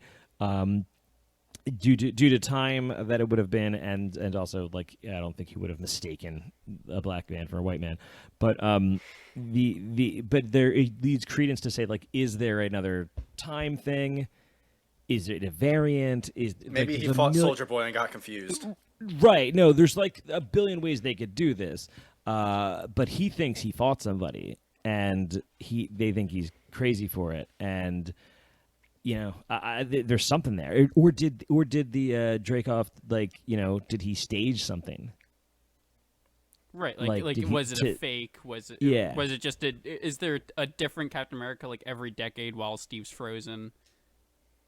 Yeah. They could do a lot to say that like Honestly, it could have been a USSR propaganda piece where they staged. It could have been a USSR propaganda piece, or it could have been a United States propaganda piece. Like that too. Like in the '80s, the Soviets thought they were still fighting Captain America, but it was just some dude we had dressed up. But they fucking threw a real super soldier at him. But then, but if he actually fought him, because he seems like he's far stronger than Steve. He is a super soldier. Yeah, but Red so Guardian's a Steve, super but he soldier. can't throw tanks. Like he picked up a car. Like Steve can't do that. Like without flexing for a while. Right. Like he can't just what's leisurely. the largest thing he lifts? I not think Thanos. he kept a heli. No, it's not what he lifted. It's that- the oh, the force. He held a helicopter helicopter. That's right. I forgot about the helicopter. No, dude, that was beast. Anyway, I love so that they're on their scene. way. That's I my don't favorite care. one too. That's my favorite I don't movie. care. So He the just gang gets to is stare on at their his way to biceps get for a Melina. while. The gang is on their way to go find Melina because Red Guardian, Alexei, he says she is the one who created the mind control drug. She works directly for Dreykov remotely from her farm, so we'll just head there and talk to her. So they get there, and it's a cold welcome. She sees them through the scope of a very large sniper rifle that she is handling like it has no weight at all. I'm suspicious. Well, that's 93. all guns in every movie. Yeah. It's just True. that's a Hollywood problem. Yeah. We should call it Mr. Hollywood again. Yeah, no, No. we shouldn't. That'll waste a lot of time. I'm disconnecting the phone. He tells them. Listen to me. You play ball. You dirty fuck. So this is where like the part of the movie that everyone kind of wanted to see happens, right? Where the family reunites after years and they're all there. They're sitting at the table drinking vodka, The one big happy family. and yes? Red Guardian finds his suit apparently because Melina had it in the house, and he's like struggling to fit into it, but he does fit into it. And then we have Red Guardian and all his fat bearded glory. And You got fat, but still good. But He's like, still I have lots of energy. I Yeah, just that got was out of so prison. awkward. And they- she was they so were into it, and it was so Just awesome. Straight up eye fucking. They Yo, were that just- was hot. Other things. Yeah. That was hot. As an old man as well, that was hot. Get yourself a man who looks at you like Red Guardian looks at Rachel Weisz. Anyway, Or like Rachel so- Weisz looked at Red Guardian. Get out Or of that here. too. Like after the movie, they absolutely boned. That was the end credit scene. Yeah. Yeah, totally. Not if Brendan Fraser has anything to say with this. So God, I They- want Brendan Fraser. they in have their the little fucking Marvel reunion with Cinematic her, and- Universe. yes. They have their little reunion, and Yelena reveals that like she really thought their family was like real, or at least real to her in her mind. And the adults are clearly like, it was just a mission. You know, we did what we had to do. They have like a little bit of a yelling bits, and then Yelena storms off, and Red Guardian goes to talk to her, and they bond over this song that played in the car when she was little, which is fucking American Wait a Pie minute, by but Don you McLean. forgot the part where he says the story about how he had frostbite in his dad's bathroom on my hands. He's like, Yeah. no, the pee is 32 degrees Celsius. Like, it's just, Yeah, it was fucking. he goes bathroom on my hand. I was like, what the fuck are you talking about? And I loved him even more. Yeah. And she was I'm like, like- "What does I'm the like, story why? have to What is- do?" And he was like, "Don't worry, it has point."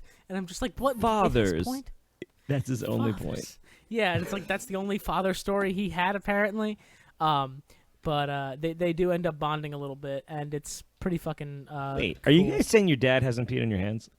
My dad has not peed on my hands ever. Nope. My hands are pretty clean over here. I gotta agree. D, has your father peed on your hands? D. No. D, I think you either, No. No, since D- it's weird. D, either you need to go to therapy or you need to build a giant dick and fly to space. And then Natasha has a little bit of a conversation with Melina, and they're talking about Like, why did he design it to look like a dick, though? Right? it's on purpose. You know it's on purpose. It's just a matter of like, why. fucking on purpose. It's one thing so to do the, fucking on it's purpose. one thing to do the shaft and the head. It's another thing to do the balls. It's another thing to do the urethra at the top. Like, like it's a. The dude laughed like He Dr. knows what Evil we all made think a of him. penis. He knows exactly what he's doing. He's heard the Bo Burnham he's Jeff just, Bezos song. He's just decided to do that instead of feeding hungry people. Like, Okay, so we have teacher money, we have fuck We you have money, Bezos and we have money. build a giant dick and fly to space money. Well, there's another level you're missing. There's teacher money, there's fuck you money, then there's Unreal. fuck me money, and then there's build a giant dick and fly to space money. Oh, Jesus Christ. So, where the fuck were we? So, Natasha is talking to Melina, and they're talking about, Melina's like, oh, it was just a gig, you know, it was just the job, I had to do the job. And Natasha sees that she kept the photo albums when they were little, and they're going through it, and clearly she's like, okay, it was more than just a job. I actually did enjoy raising you girls as much as I could, making you strong. And then she also reveals that Natasha, who believed her mother abandoned her when she was little, was actually coerced, in giant quotes, into giving up her daughter to Dreykov in exchange for some sort of compensation. And she apparently never stopped searching for Natasha afterwards, and Dreykov had her killed for that. And it was a very unique situation because normally you wouldn't arrange an execution for just one civilian, but she was persistent. And this just fucking... If you needed more reason to fucking hate Dreykov, here you go. Here's the fucking icing on the cake. well, and this is the other What a the other Dreykov. tidbit because we never meet her father either, right? And Right. the only reference we have is in Endgame when Red Skull meets both she and Hawkeye to get the Soul Stone. He's the entity that kind of guards over it, or whatever. Yeah. And He's the he Smaug. greets everyone by saying their name followed by son of or daughter of the father, I guess usually, or any entity that's considered their parent. And she says like son of whoever, I forget who it is, and she mentions, she's like, I never knew my father's name. Yep. So she does in this moment in this movie get full closure. I don't think she gets her name, but she at least No, gets she doesn't closure get a name. about both parents. 'Cause it's, and She asks Dreykov, like, where is my mother buried? And he says, it's a beautiful tree, beautiful headstone, and on it says, unknown. Like, he's very, very, like, he's a giant douche about it, and he just kind of thinks it's hilarious to him that she's just completely crushed. I can't make another he's a giant dragon So- joke. I can't do it. No, I just know silly. she's such a Dreykov. So I mean, I don't want to drink of this guy off too much, but like, fucking Christ, dude. Come on. Would you say he's a Momoa? I would No, say he's not he's that very Momoan. He's pretty bad. Maybe not he's a monster. Momoan. Although I gotta give this to Jason Momoa. I saw the Dune trailer. He looks really good in it. Yeah, Fuck, yeah. fuck you, Jason. So, Melina reveals to Natasha that shortly after they arrived, she had alerted the Red Room of their presence, and the agents will be here any minute. And that's when we cut back to Red No, Guardian. this is and when the Melina. movie goes off the rails. Like, Yeah, this is the basically, beginning of the Act movie's 3, just like, And this is the yeah. majority of most of my issues with the movie, is they're all contained within Act 3. I 100% understand. As somebody who likes this movie, I get that. All I of the understand that. problems. So, I'm amazed at how often I was enjoying myself during the course of this nonsense. Yeah, it is a lot of like Deus Ex Machina shit going on.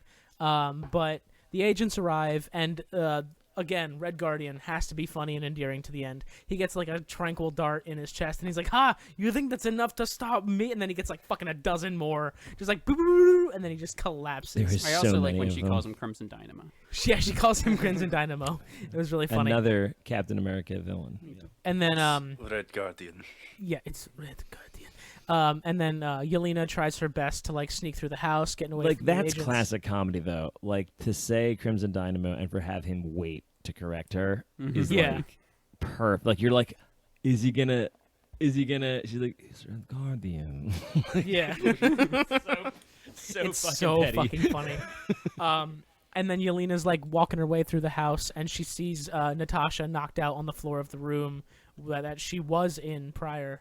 And she turns around, and there's Melina, who just tasers her, and she's out cold. And then Melina's like, all right, round these bitches up. Let's get them to the Red Room. And that's exactly what happens. Everybody gets rounded up, and they get taken into cells. Alexei... The cells, by the way, are very nice for being fucking prisoner cells. They've got, like, a nice bed. There's a window. The door is, like, a see-through glass, so it doesn't look like you're in jail. And they're furnished. It's nice. It It's a treats nice people little... right. I'd rent one out. Yeah, I'd rent one out too. I imagine what the rent would be especially if you're in the Bay Area. I imagine it'd be like $1,100 and you share it with 3 people. Yeah, but there's also no privacy, so that's the thing. That's still the Bay Area, buddy. That's Have you ever lived in San Francisco? No, and Have neither you of ever lived you. in San Francisco? What? Through others. Does that count? No, I'm just kidding. Anywho, In a past life. in a past life, I was definitely a poor web developer in San Francisco before I hung myself and got reborn as this fat podcast God. host. Jesus Christ. That went really dark really fast. Like Podcaster. Anyway, Black Widow. podcaster. Oh, you can't just let that go. That's a good mashup. Anyway, so Melina marches straight up to Dracov's room where she has a personal audience with the man, and she's talking about, oh, they're in the lower cell and they're contained, and they're gonna cut Yelena's head open to find out what made her immune This to would be a much less cool way to die. yeah. They're like drawing on her head, and she's like, this is a much less. I just cool. want to hang out with her, is all I'm saying. She's a pretty cool like actress or character rather. I'm sure I would love to Right, hang no, out you're with not her. allowed to say who's cool actresses and cool I don't want to hang actors out and with Florence actresses anymore. Pugh. No, I want to hang out with you're- Yelena. Yeah, you need Yeah, thorough investigations to say anybody in What's Hollywood's interest- cool. What's interesting Oh. to me, I don't want this. This is the only interesting thing. There's many likable things about this actress. What is her name? Her name is that Florence plays- Pugh, who plays Florence Pugh. Yelena, the sister. Very, very endearing. A lot of charisma. Clearly, why they chose her for this. Although I will say her last name is Pugh, and she's English, so it might not be Pugh. I'm just assuming. Hug her. Oh no, it is definitely Pugh. Just found it. Yep, Pugh. it's Pugh. So definitely endearing. Definitely attractive. But like that's not what I'm like taking away from her at all. Like I'm not like what like I remember seeing Scarlett Johansson for the first time and like seeing her act and do all that, and steaming was absolutely like how I would describe that. Are you all right, Chris? Just losing my mind and Troy saying, "Pug her." Orange pug her. Wow, that really got you. That was that was an idiot joke that took no brain power. Yeah, which is Like why it most works of on your me. jokes. That's not incorrect, Jeff. I'm not gonna debate Appropriate that. level of Chris today. Jesus Christ. It does take a lot to get me. Yes, What was it the point you were does. making? What was the point you were making? Dave? Usually, this is the point.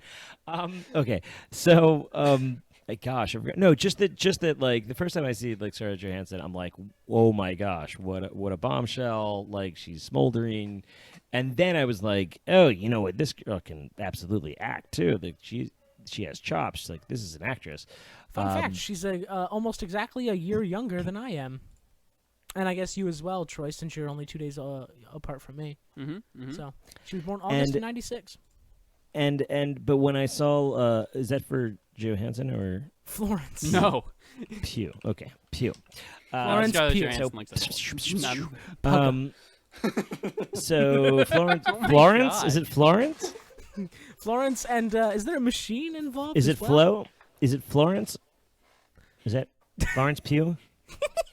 Yes. Am I getting it wrong? No, you're getting No, it right. You're getting it right. you're Okay, getting it right. I He- wasn't he sure did- if Florence was right. No, Jeff just doesn't understand when you're making a joke or not, I guess. Jesus, Mary and Joseph. So No, it was Florence. Yeah, no, she. So Florence.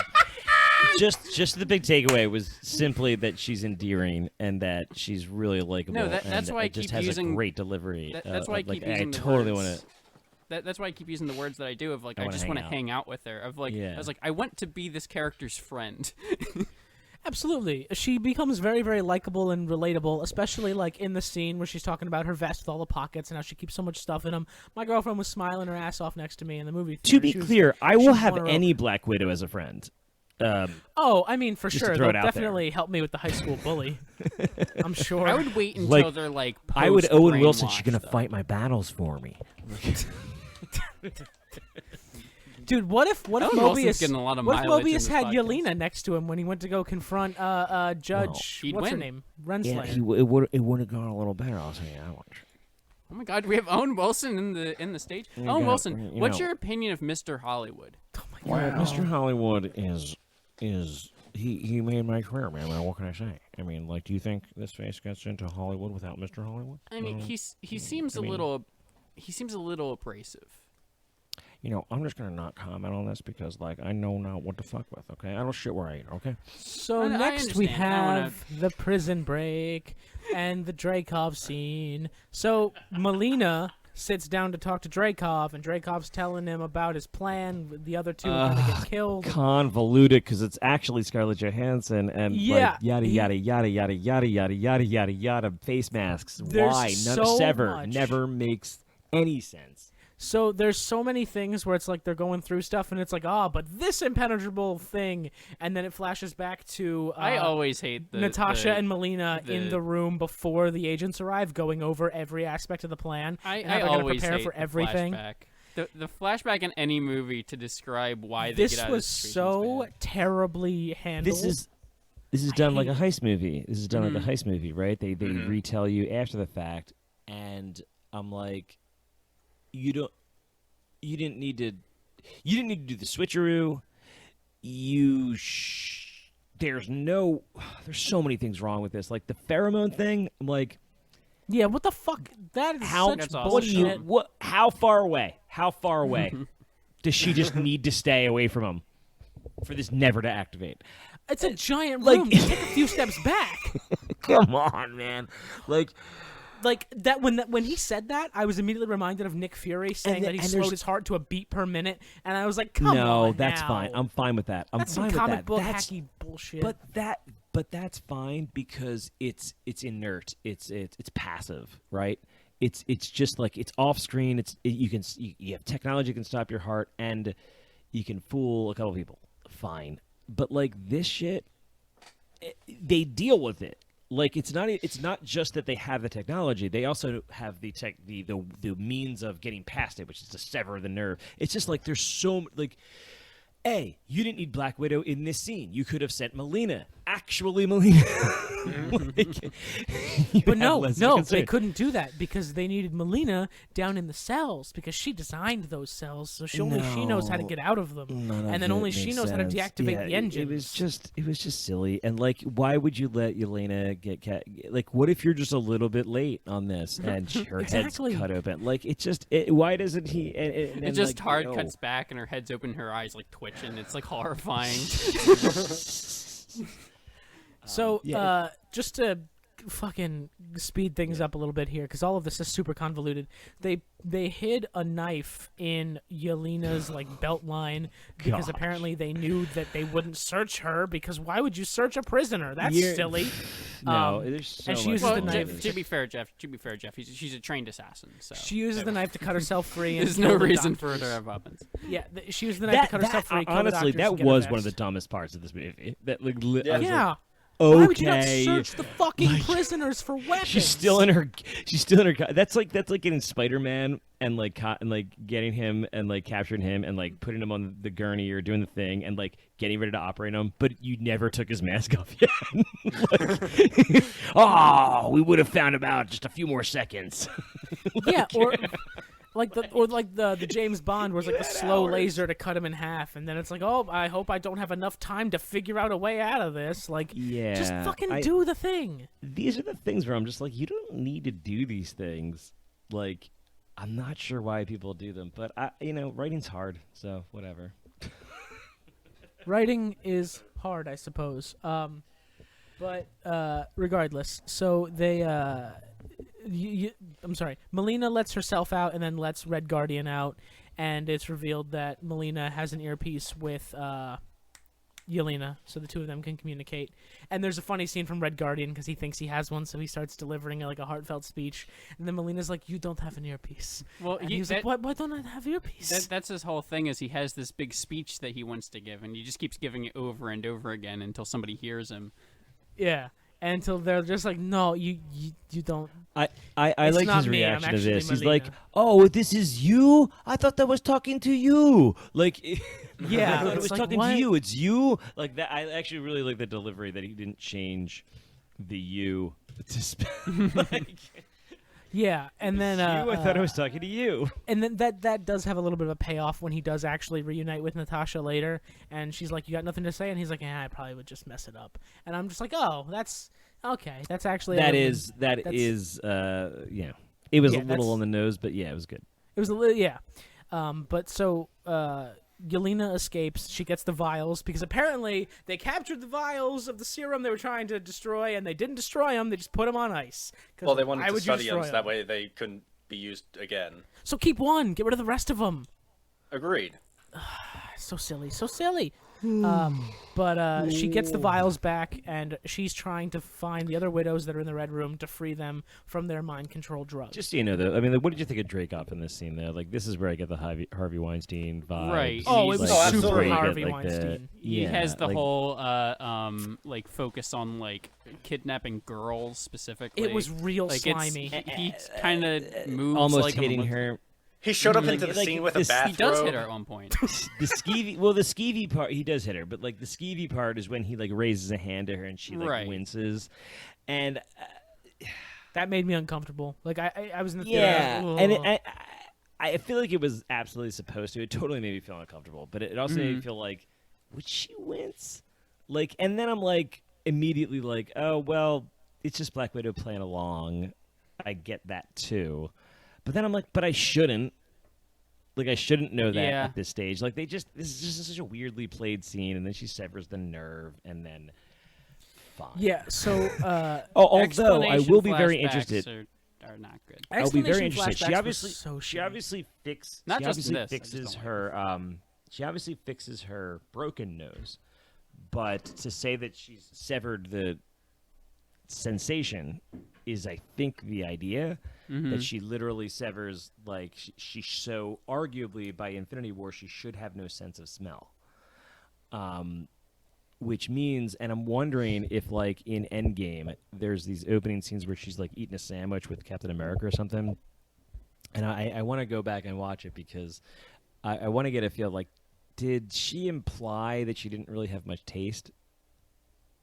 Like, did she, like, say something along the line? It's possible. Because, like, I know you don't know Jeffrey because you haven't seen this movie. But, like, I'm Monster. trying to think, like, at this, you know, at one point early in the film, she's kind of like talking with Cap, and she had made a sandwich, and I feel like she made some weird comment of like, I don't eat much these days, or like something that could imply like, oh, I still don't have a sense of smell. Right. But I don't know, just continuity stuff that I was interested in. Yeah, Marvel's usually pretty good with their continuity stuff, so I wouldn't put it past them to have done something like that. But Well, the who fucking vest knows? is legit. The vest that she gives her is legit. Yes, the That's vest in is there. Oh, yeah. legit. It has so many pockets. It has so many pockets. You can put so many things in there. Eventually, the widows get activated during Natasha's little confrontation with Dreykov, and they come up to the room to save his ass because she's kicking his ass. So then it's Natasha versus like a dozen widows, and that's when the bomb comes in. That fucking This is a pretty cool looking scene. Yelena like rubber banded most of the vials together around like a flashbang and like threw it in the room so that when the flashbang Yeah, goes to off. break up the fight from Hardcore Henry. Yes, I basically. really like the widow laser fight. It was pretty good. Where Yeah. she's just shooting at them all. That's a neat little picture you've got on the Skype call of astronaut Bezos standing on top of a whole bunch of dead Amazon workers In space. in space. Yeah. Did Let you a- hear? A Did you tower hear of them his- from Earth. Did you hear his fucking comment where he was like, "I'd like to thank all the Amazon workers for getting me to space." Oh my god. There It was like, "Fuck you." There it is. Can you make this picture the icon for this episode? I mean, I could, but I'm not gonna. You should. So, also we learned It's just that like Black Widow. It's just we- like Black Widow. we also learned that Taskmaster is his dead daughter. Also a girl. So it turns out his daughter had not died in the explosion like Romanoff Who believed. did not die? She did not die. Whoa. But he revived. He revived his daughter with a chip. God damn it! I'm the Taskmaster. Can I get through a sentence? Never. You're turning more into Gollum. Or fucking Skeletor. So Antonia is her name, and he brought her back to life, and he says he put a chip in her brain so that she like is completely under his control, and she mimics the moves of all of the Avengers, so that she's like the ultimate narration, fighter. This not yours. This narration when he explains what's going on is like moment to moment the same thing that like Stryker gives in X-Men Origins, where he's like, "Oh, I made some improvements on him though. Yeah, doesn't have a microchip, but he has no mouth now." Yep. It's like literally word for word. Just I was just feeling replaces those a couple exact bits. vibes as It he was was doing this, and I was like, "Oh, it's just fucking Deadpool." I was like, "You're making the character worse." Like I kind of dug them to this point. Exactly. You're making it bad. But I do want to go because I know we're jumping over a lot, but like.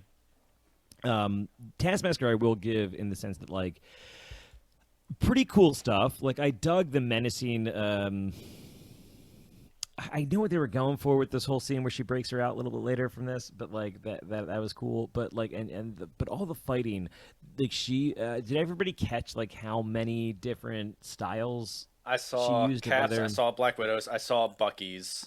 Yeah. There was a Black little bit of a Panther. lot of different Avengers. There's Spider-Man. Black Black Panthers. Panther. Spider-Man is used extensively in all of his jumps. Yep. She does her Black jumps. Widow to when she does the like monkey crawl like headlock thing. Yeah. And then especially but- in the first encounter where she's literally mirroring Black Widow's moves. Well, he still does a little fight- bit of Captain American stuff there too. She does the Especially whenever they have the shield. in the car chase. The Spider-Man stuff comes out when she jumps over the Oh, absolutely. Right. things. There's like there's all these Spider-Man moves, and they actually come back during the end scene and during the fight with Red Guardian. So like no, I just thought it was I'm cool. wondering. Like I'm wondering, like, did they Cap just is take obvious, every? Did they just take like every stunt person from all the previous movies and just switched them in and out of the suit? Right. But yeah, I'm trying to think. Was there anybody else that they really? Because nobody else. Well, Hawkeye, right? Obviously, they have some Hawkeye stuff in there. Right. But I'm going. Not many other people have a distinctive fighting style. Well, yeah, because after that. she can't. You couldn't do like a Hulk or a Thor Yeah. or an Iron Man kind of like. They would be hard to do that. Yeah, you can't do. I mean, you can do kind of heads-up display type stuff like that. In that way, they were kind of like Iron Man. But like, and I guess the way that Iron Man fought Captain America at the end of Civil War by like anticipating the movements, that was kind of like a constant thing that Right. Taskmaster was doing. So like. That all tracked, but that going with the theme of kind of like a shadow fight against the Avengers, it's a neat concept that was there. I just don't feel like it ever landed. And then they had to like tell you at the end. Like, It will be. they It had will to be cool very- though. It will be cool though if they bring this character back too in the future, and like. Maybe she's a little bit of Yeah. a good guy, and like having her like next to a character that she's mimicking, and they both Well- punch somebody in like the same exact motion or something like that. Like, you have to think that like already, Yelena is part of Val's crew. right. How hard is it going to be for any of these other widows to be under the thrall of bad people? Taskmaster, the character, is, literally like the type of person who would be training the Thunderbolts or the Dark Event. Like, that's kind of the MMO Right. of it. Like So this you is can how you absolutely beat. see This is how you beat a Hawkeye. This is how you beat. Yeah, like Falcon. this is absolutely what you do. So they could be using the Taskmaster like program, and then they could create a character that just gets like fused with the program or some shit if they wanted to. I don't know. Like they could do a lot of things with it to make the character more, traditional. while still using the premise of the Taskmaster like initiative that they like released here. So like I definitely think they like left it open enough to do it well in the future, and to give it this kind of origin is fine. It's just again it just bled too much of Deadpool. It really did. But This is just when a movie has to do too many. Like this was the thing with this movie is that like it has so many great parts and great things in it, but it's exactly what Black Widow has been this entire time, having to do too much heavy lifting for one character to ever have to do. Like in the first Avengers movie, she's literally one of 2 female characters. Like, and the other one is like literally introduced in that movie, and she's the only kind of Avenger that has had literally more the than other one one's appearance. Maria Hill. Yeah, and she had great character Maria Hill. Dug that as well. Sure. But but like, yeah, they're not like she would always have to be every female character, you know. Then you get Scarlet Witch, and she can play a little bit like more dour, right? So she takes a little bit of her back to not have to be like that type. But like, the constant criticism in female representation is that like in Avengers 1, you have you have Tony Stark, the billionaire playboy philanthropist. You have Captain America, the golden boy. You have the Adonis of Thor. You have the brainy Hulk. You have every side of man, and you have one vixen. Like, and she has to kind of convey, and the reason it works for a character like hers is because she's an actor, right? She's a spy, so she can play demure, she can play intense, she can play angry, she can play like all those things.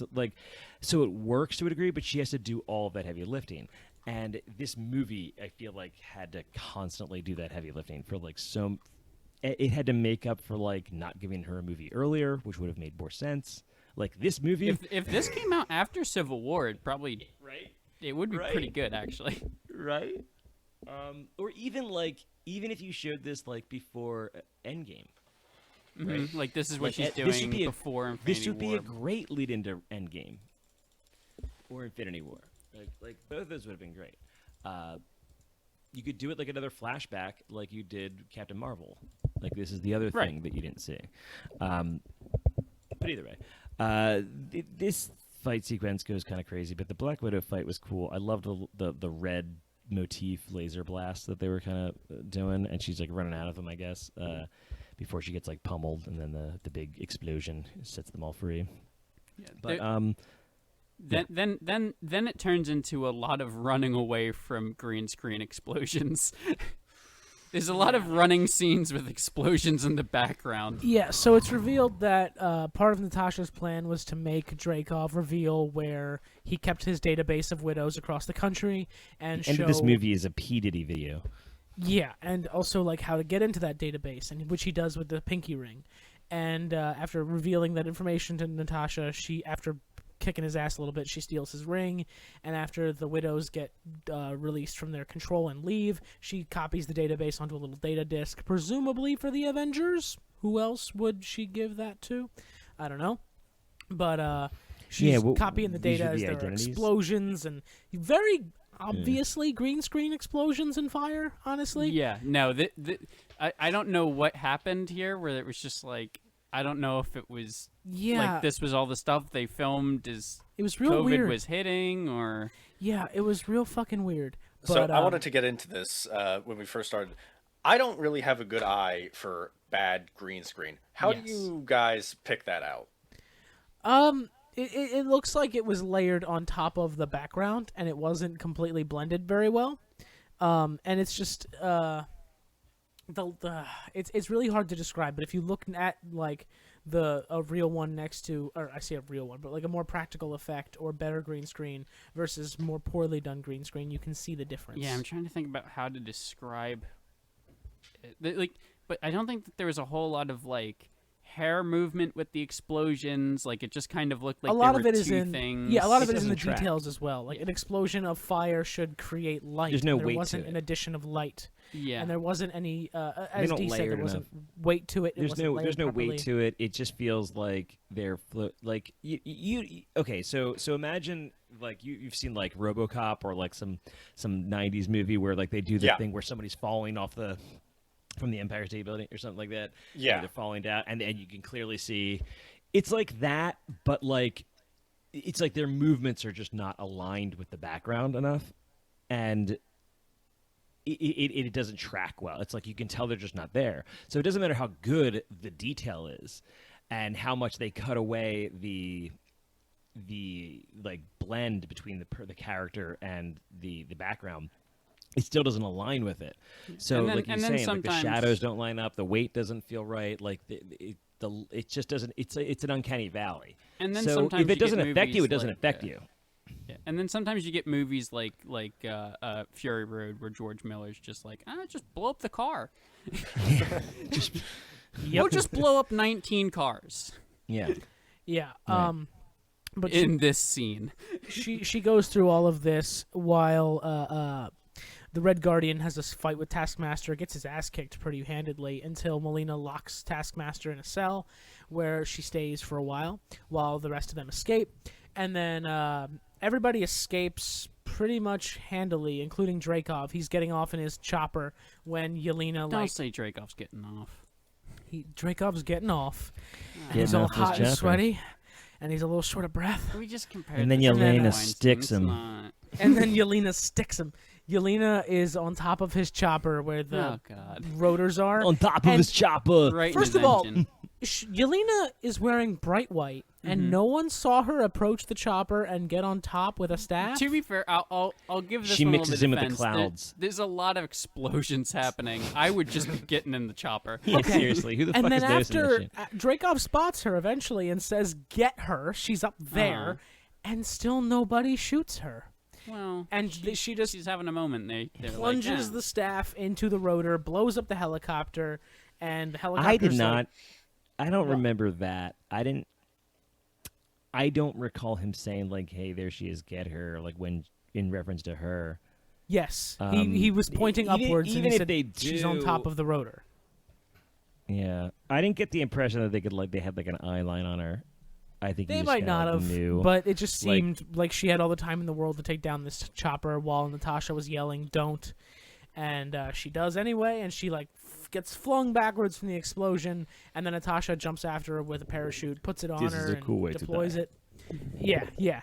She jumps after her with the parachute, puts it on her, deploys it, and then pushes off as Taskmaster's coming down. And this is a lot of the parts I've seen in bad reviews. Then as they fall, they go through Fast and Furious 10. Yeah, pretty much. like as they fall for about 20 minutes. They're falling for an exceedingly long Which amount of time. again, it is. I get like the absurdity of this piece and like the fact that they packed in like numerous like Point Break moments, like where it's just like, oh, I'll find you, and then I'll give you a parachute, and then I'll jump over to you, and I'm gonna take your parachute, and again, like the impacts are so intense, and I'm like, why bother to sell the impacts of this movie and to reference the fact that they need an ibuprofen after they fight and then never Well, they actually deal with any of those consequences? We didn't talk about it, but earlier in the movie, there's some car flips where the car flips 95 God. times and then it explodes up against a wall, and then it's like, Yolanda has a bloody nose, and it's like, what? What do you? No, mean? she had a torn up arm. You- Didn't oh they no, shoot- yeah, her didn't- arm is torn up. I'm sorry. Didn't Taskmaster shoot the car into like the subway? Is Yeah, that this? you'd Yeah. be like, you don't have an arm. You would lose both of your arms. She was just rolling with the punches, man. She was just Yeah. rolling with the punches. That's what their car did. It was, yeah. This is where I'm just like, you are doing too much, and I feel like this is one of those things where it's like I was saying before, when a character or a movie is forced to do so many things and to be so many things, it kind of loses itself. And I'm like, if you had just done a more ground to earth, like, yeah, she actually takes a beating, unlike super soldiers and gods. Like, she actually, like, and I'm hopeful that to some degree they do that with Hawkeye, because, like, and it'll almost bother me more if they do it with Hawkeye and they didn't do it with her. Granted, they're gonna have a smaller budget and time to extend the story. So my guess is that, yeah, Hawkeye is gonna be more like intricate, low budget, non-green screen, just hijinks. But it just looks better. It's cooler. It makes it more real, and it makes you feel for the character that they've been doing all this shit. And this is where you're getting a closer look at like what they have to deal with. We haven't gotten a John McClane walking across glass in a long time. Like a scene where you're just like, this dude's hurting. Like have the balls to wound her for the rest of the movie. Yeah. Like she doesn't need to be top. We've seen Black Widow what she can do. She doesn't have to do that here. She could win in a different way. She could win through her smarts. She could win. You know what I mean? Like she doesn't have to win by doing flips. Is all I'm saying. Mm-hmm. And it would have been neat, I think, for her to win more through interrogation. But they were trying to do a lot of different things at a lot of different moments. And they did the talk, they did the espionage thing or the spy thing, and then they did the big battle scene, and it was okay. I think this movie's like 2 hours and 20-something minutes, and it felt like the end. They're just like, we don't have time. Big explosion now. Yeah, it felt like they were like, okay, and we're done. We got to wrap this up quick, guys. So just blow up. They really did because it did. No, they really did. Yeah. Well, no, they really did because like they leave, they drop there. Thunderbolt Ross is on his way. And he's like, you three. And I never thought that Red Guardian was making out of this movie, first of all, or the mom or one of them. But then you three, you go that way. I'll deal with Ross. And then they cut away. And then she's dead. And I'm like, okay. Like, you just... Yeah, it's like, and then you didn't. How did you get away from Ross? Or what? Why did you even bother saying that? They don't explain how she gets away from Ross. They don't explain what happened to the widows or anything. It's just she gets the Quinjet from this Rick guy, which apparently she uses to go get Steve and break everybody out of prison. And then it cuts to the end credits scene where she's dead, and Yelena gets approached by Julia Louis-Dreyfus. But she did get a dog. Yeah, she did get a dog, and she gets approached by which is Contessa named after Valentina. one of her aliases. Which is one of her aliases. Oh, that's funny. I didn't know that. What was the name of the dog? It was oh shoot. Oh. But it was the first name of the alias that she had given, that this arms dealer guy had given her at the beginning. When she was like really like. It was like a classic, like fake name, like a name. Oh, it was like Fanny something. Yeah, Fanny Weatherbottom or something like that. Mm-hmm. Like, yeah. I think it was Fanny Longbottom. Fanny Longbottom, right? Fanny. So the dog's name is Fanny. It's like Fanny, and like that's like a pet name to it. Anyway, whatever. Yeah, a little callback. So she meets Contessa. She meets Contessa Valentina, who apparently is in Falcon and the Winter Soldier. Yep. Who gives her her next target. Julia Louis-Dreyfus Veep in the house. I know. I saw Julia Louis-Dreyfus and I was like, what? But then she assigns Yelena a new contract of Clint Barton. And she says, here, take down the man who killed Natasha Romanoff. And it's just like, what's going to happen? And then... it was weird that it did make that sound in the theater. Yeah, it was weird. So a big arrow went to the screen.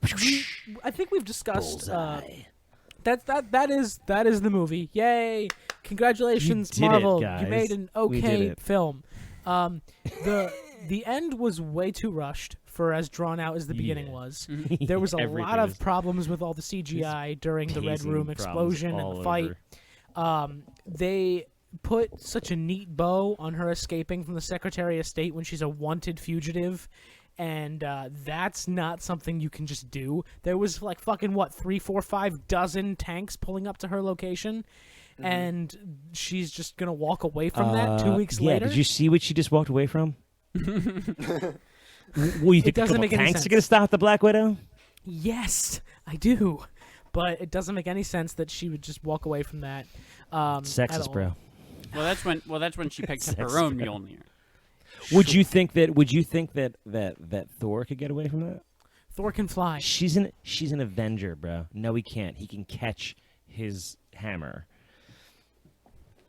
Thor's That's just a true got story. mad ups. I thought he could like spin it and He fly. cannot fly. You've never seen him levitate or like land. What you've seen is him spin his hammer. He throws the hammer and then immediately catches it and pulls himself on the momentum of his own catch.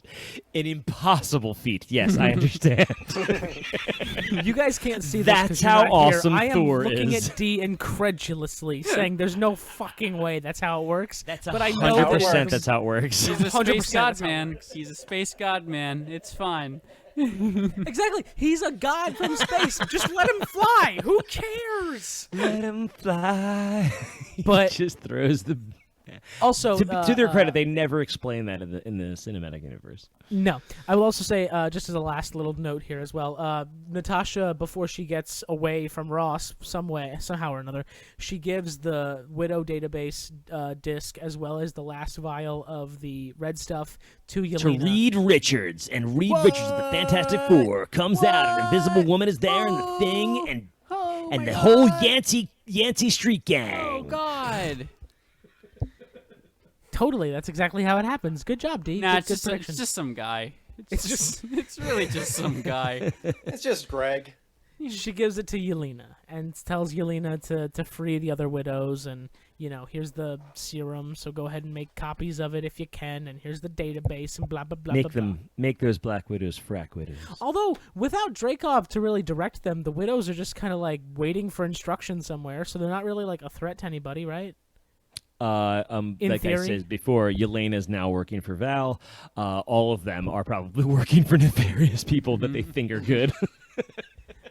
No. She's like what? Some sort of like private military contract or something like that. She's Private probably, paramilitary. yeah, she's probably fine. See your Private every eyes move. of watching you.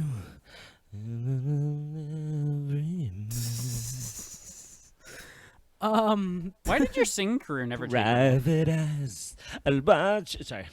Why'd your singing career never take off, Dave? Because of what you just heard. Wow. You thought it was too good, and they didn't want to, get all the other singers out of a job. No, but I was thinking about doing narration. Apparently, you can get like $100 an hour. Why do you keep narrating slipping into shit. Owen Wilson? Just narrating shit in English because I'm I tired. mean, now. who wouldn't want to slip into Owen Wilson? I want to slip into him when I am him. Some Owen on Owen action. Wow. Wow! Oh wow! When Wow. okay. Jeff, I want to go Owen Wilson. Oh wow, Wilson. Jeff, for the love of God, please thank some people. So No, wait. I not just yet, want to not say yet, one not thing. yet. Hawkeye. Hawkeye. gonna What do be you cool. guys think the ending means for Hawkeye? Because Yelena is in Hawkeye. Florence Pugh is on the cast list for Yeah, Hawkeye. it means she. That's the premise of the thing is that she's going to be tracked down. He's going to be tracked down by the new Black Widow The new widows.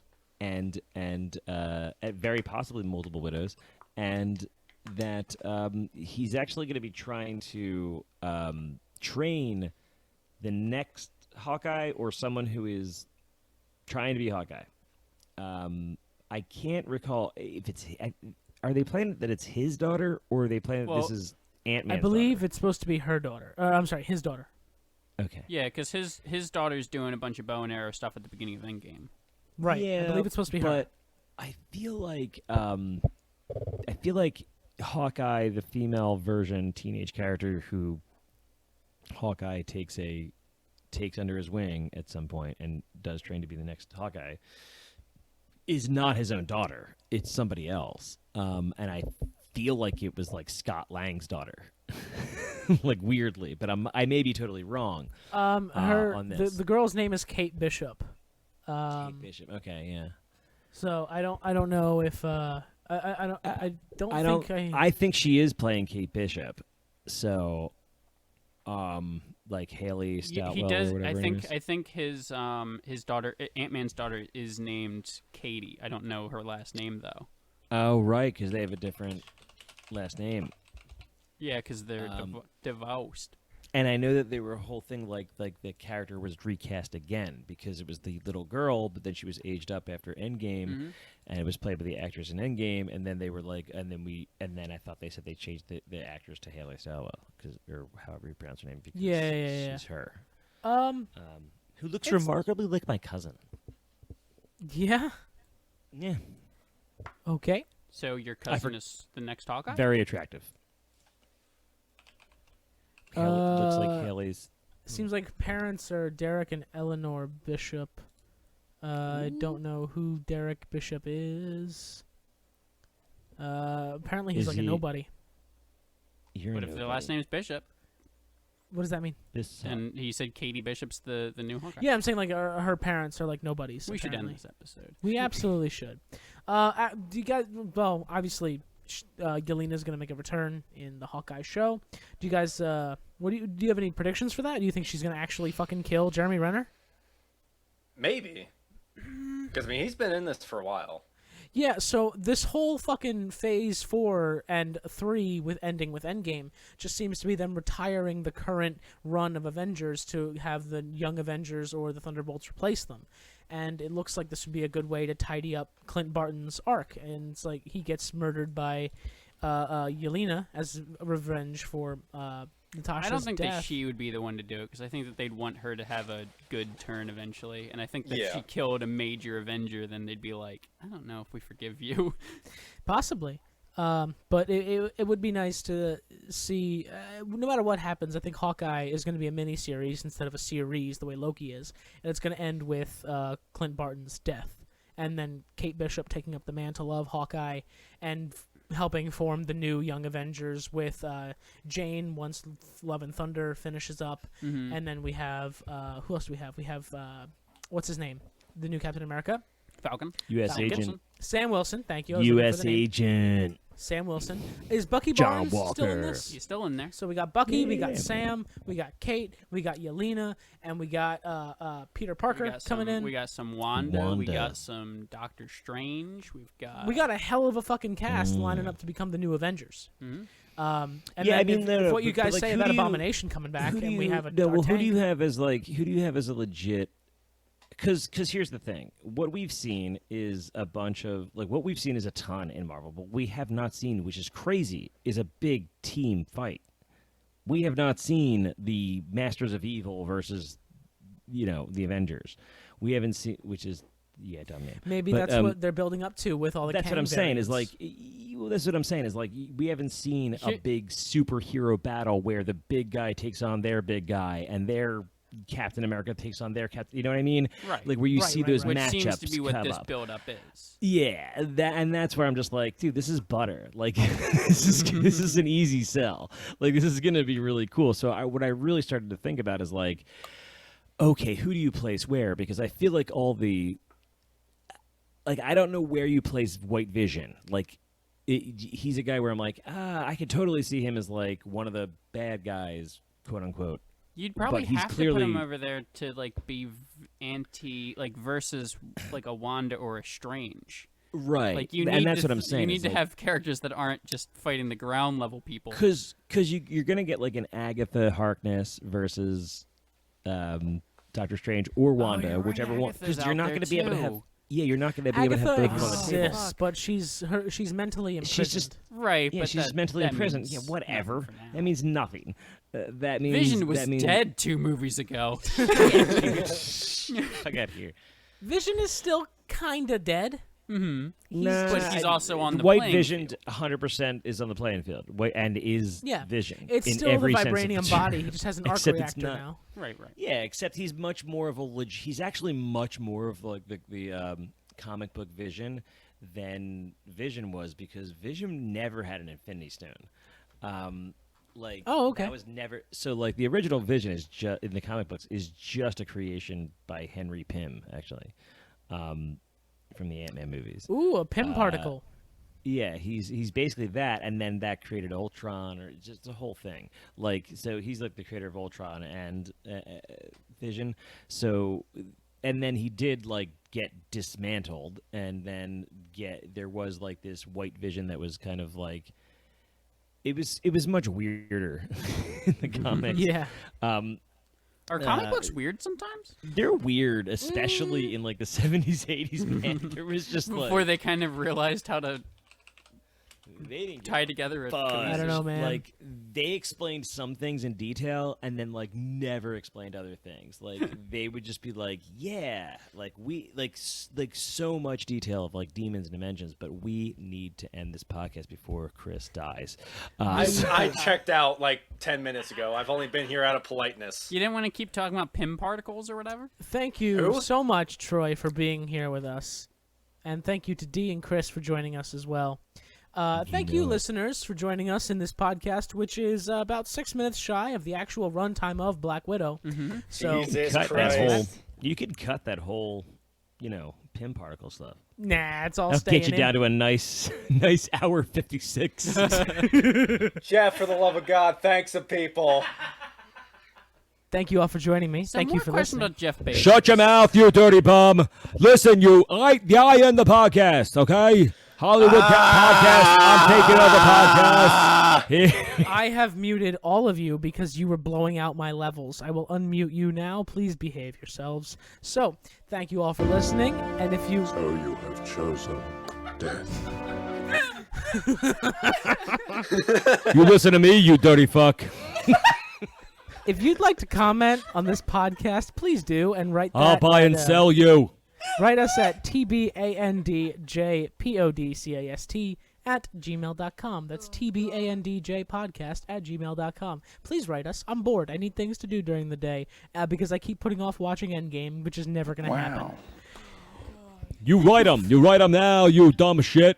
Have a great day, everybody. Goodbye. Bye. See you soon. Bye.